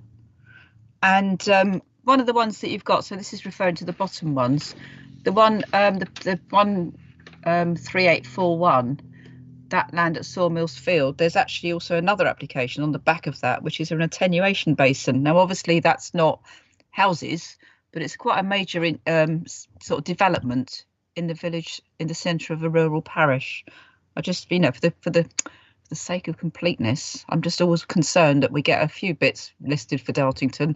There's an old stack of other ones that everybody's going, well, what about this and what about that? So I'm just raising that because those are all there. And actually, just to say, I mean, just to quote Baker's Estates, who are bringing forward those two in Dartington at Sawmills Field and Broome Park, they have happily said to the parish council at the beginning of December, or no, beginning of November, it wasn't, at the parish council meeting, that they were carefully avoiding the Christmas period for the public consultation, unquote. Well, I don't know when their Christmas was, but mine was actually right smack in the middle of that. But anyway. The school application is a current application. So if the floor area was such that it was a major, then it would be on this list. So I can only assume that the floor area isn't significant enough or isn't large enough to be deemed a major. We haven't got any ability to change the definition. The definition is set out in legislation. Because so it's not, we haven't got any way of putting a local context, because in many ways, if you've got a 10 house scheme, say I'll use out the area, a 10 house scheme on the edge of Plymouth, probably for most people doesn't look to be major, but in planning terms it's deemed to be major. Where 10 houses in, I don't know, pick a village, Staverton, would be in local context, or 9 houses, sorry, in Staverton would be in local context a major application, but in planning terms wouldn't be a major application. We can only qualify them as majors if they fall within that definition.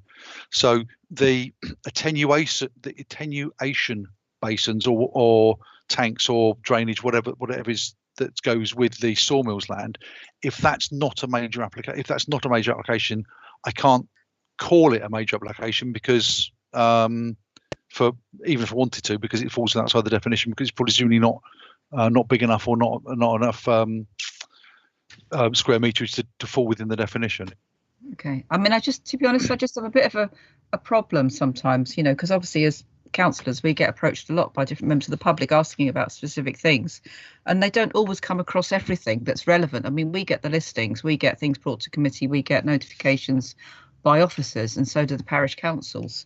But where there's things that kind of somebody just suddenly spots something and they see one planning notice, they don't necessarily recognise that something round the corner, which has a completely separate planning number, is actually associated with it. And I think that's, you know, it's especially when there's so much, as I say, you know, in Dartington, such an endless multitude of applications coming forward all the time, and for this and for that and for the other. It just seems you know, it's for me, it's just trying to make sure that, you know, people are aware that all that's going on and they see it in the entire context rather than piecemeal, which can be somewhat, you know, less concerning. The purpose of this report is to make sure members are up to date with where we are with major applications in the district. Yeah.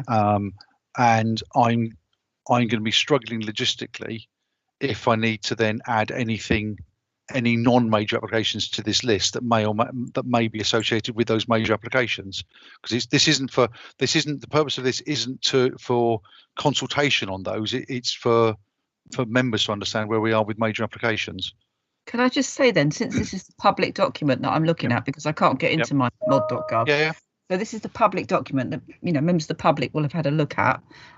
It would be perhaps useful if we could just put a line at the end of that report just saying that this is not necessarily a complete thing. And just in terms of what I'm saying about applications that are linked to each other, I think it'd be really useful if those things were actually aligned together on the website. So when we've got our planning portal, if there's another application that's associated with one, that's actually marked on it so people know to click to link to that as well, because you know, there can be the odd canny developer, for example, that sometimes puts a postcode on one and an SX reference on another, and you don't necessarily find them. You can go in and look, Broome Park, for example, you wouldn't necessarily find all the applications that have gone in for that, just because, you know, as I say, it's just the way that they're listed. So I think that would be really helpful for people to just really make sure that we're being as transparent to everybody as possible. I don't know whether we can at the moment.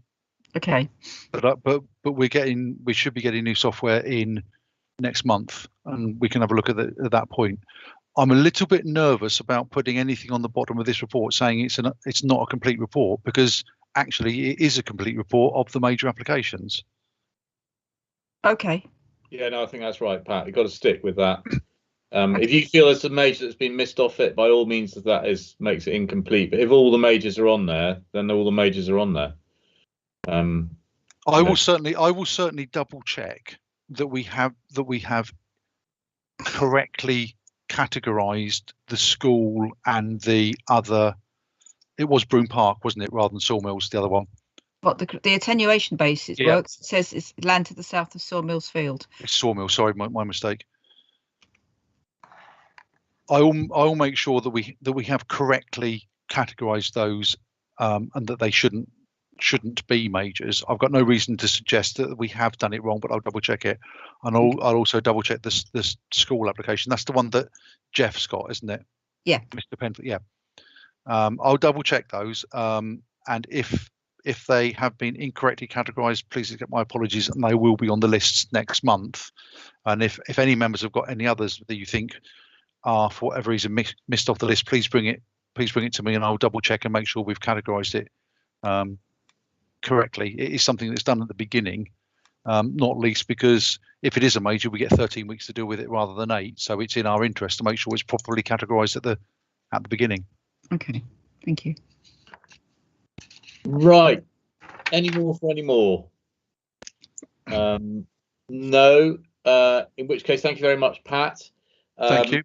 I think that brings us to the end of the meeting. So thank you all for taking part. And you wanted to say something else, Jackie? Yeah, if I may, I just wanted to get to the end of that agenda item. Yeah, a couple of things really. One is I've actually asked, I don't know how this works, but I'd just like to check how, when an application comes in and then a flurry of other documents come in, at what point would we consider that we need to reset the public consultation date? This is something I think I copied you into. I certainly copied Pat into it, and it was Jeff. It's this school application, but there's been, it's right in the middle of Dartington, and it's something that a lot of people are very, very. In fact, the parish council's got an emergency meeting this evening on it to give more time for public consultation. But I just think that it's, given it's been right across Christmas, and all these 17 new documents came in about the middle of December. So, and I just asked for the planning for the public consultation time to reset, just to give more people the opportunity to think about it. Jackie, I know that it's something that's obviously you're concerned about. I don't really want to prolong this meeting. We've been here for nearly 3 hours now to discuss that. It's an issue that you've asked if the public consultation can be extended. I don't know if you've had a response yet from officers. Yeah, I've had a no, but I just wanted to know really whether in principle there is that does happen or not. Really, that's why I brought it to this meeting as a matter of principle, rather than I've just used that as an example. Sorry, Councillor, I've seen an email from the case officer to you saying we've extended the consultation to the 15th of January. That's right. That's not reset it. That's only given it an extra week. But that was the appropriate time period from when we received those documents. So we've reset it from the date we received the additional documents. Well, that was my understanding. Okay. I'll double check my dates then. Okay, my apologies. Yeah. Okay. Was there any other issues you wanted to raise, Jackie, or was that it was just that one? Was it? Yeah, this whole thing that I've raised at the last full council meeting about needing additional potential conservation members in the conservation planning team, just to kind of, if we were going to look at appraisals, because there is a lot of work looking at now at heritage that I raised at that meeting, and I just wonder if what we can, I know there was conversation about reassigning officers. I just wonder if there's any movement or any thoughts about that since. I know it was only last month, but I just wondered if there's anything come forward from that. Well, I'm not aware of anything. Pat, I don't know if you want to say anything. That I presume it'll be something as part of our budget considerations, because it's got budget implications. Well, yeah, potentially, and I don't mean this to to sound like I'm passing the buck, but it's not wouldn't actually be my team, because sort of I think the sort of heritage. I'm assuming we're talking about conservation area appraisals. Yeah. That's traditionally always in most authorities sat with sort of place and policy, and because it's not really a traditional development management function, we tend to work within the framework once these appraisals have been done, rather than doing the appraisals. There have been some discussions.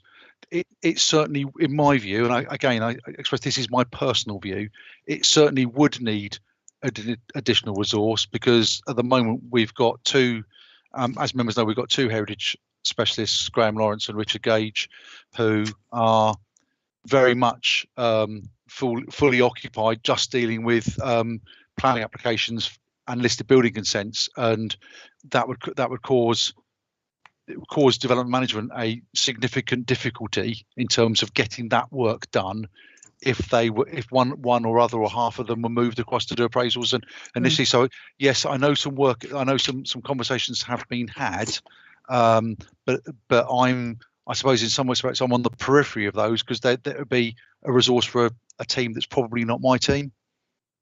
So I'm afraid I can't answer it any more than that at the moment. But I know it hasn't just been. I know conversations are taking place. Okay. Well, I'd be really pleased to be able to have, maybe if there's a meeting or something like that, to actually hear more about how that's progressing at some point. Thank you. Lovely. Thanks, Jackie. Right. In which case, I will now close the meeting formally. Thank you all very much, and see you all as soon as possible, I hope. We shall see. Anyway, so thank you.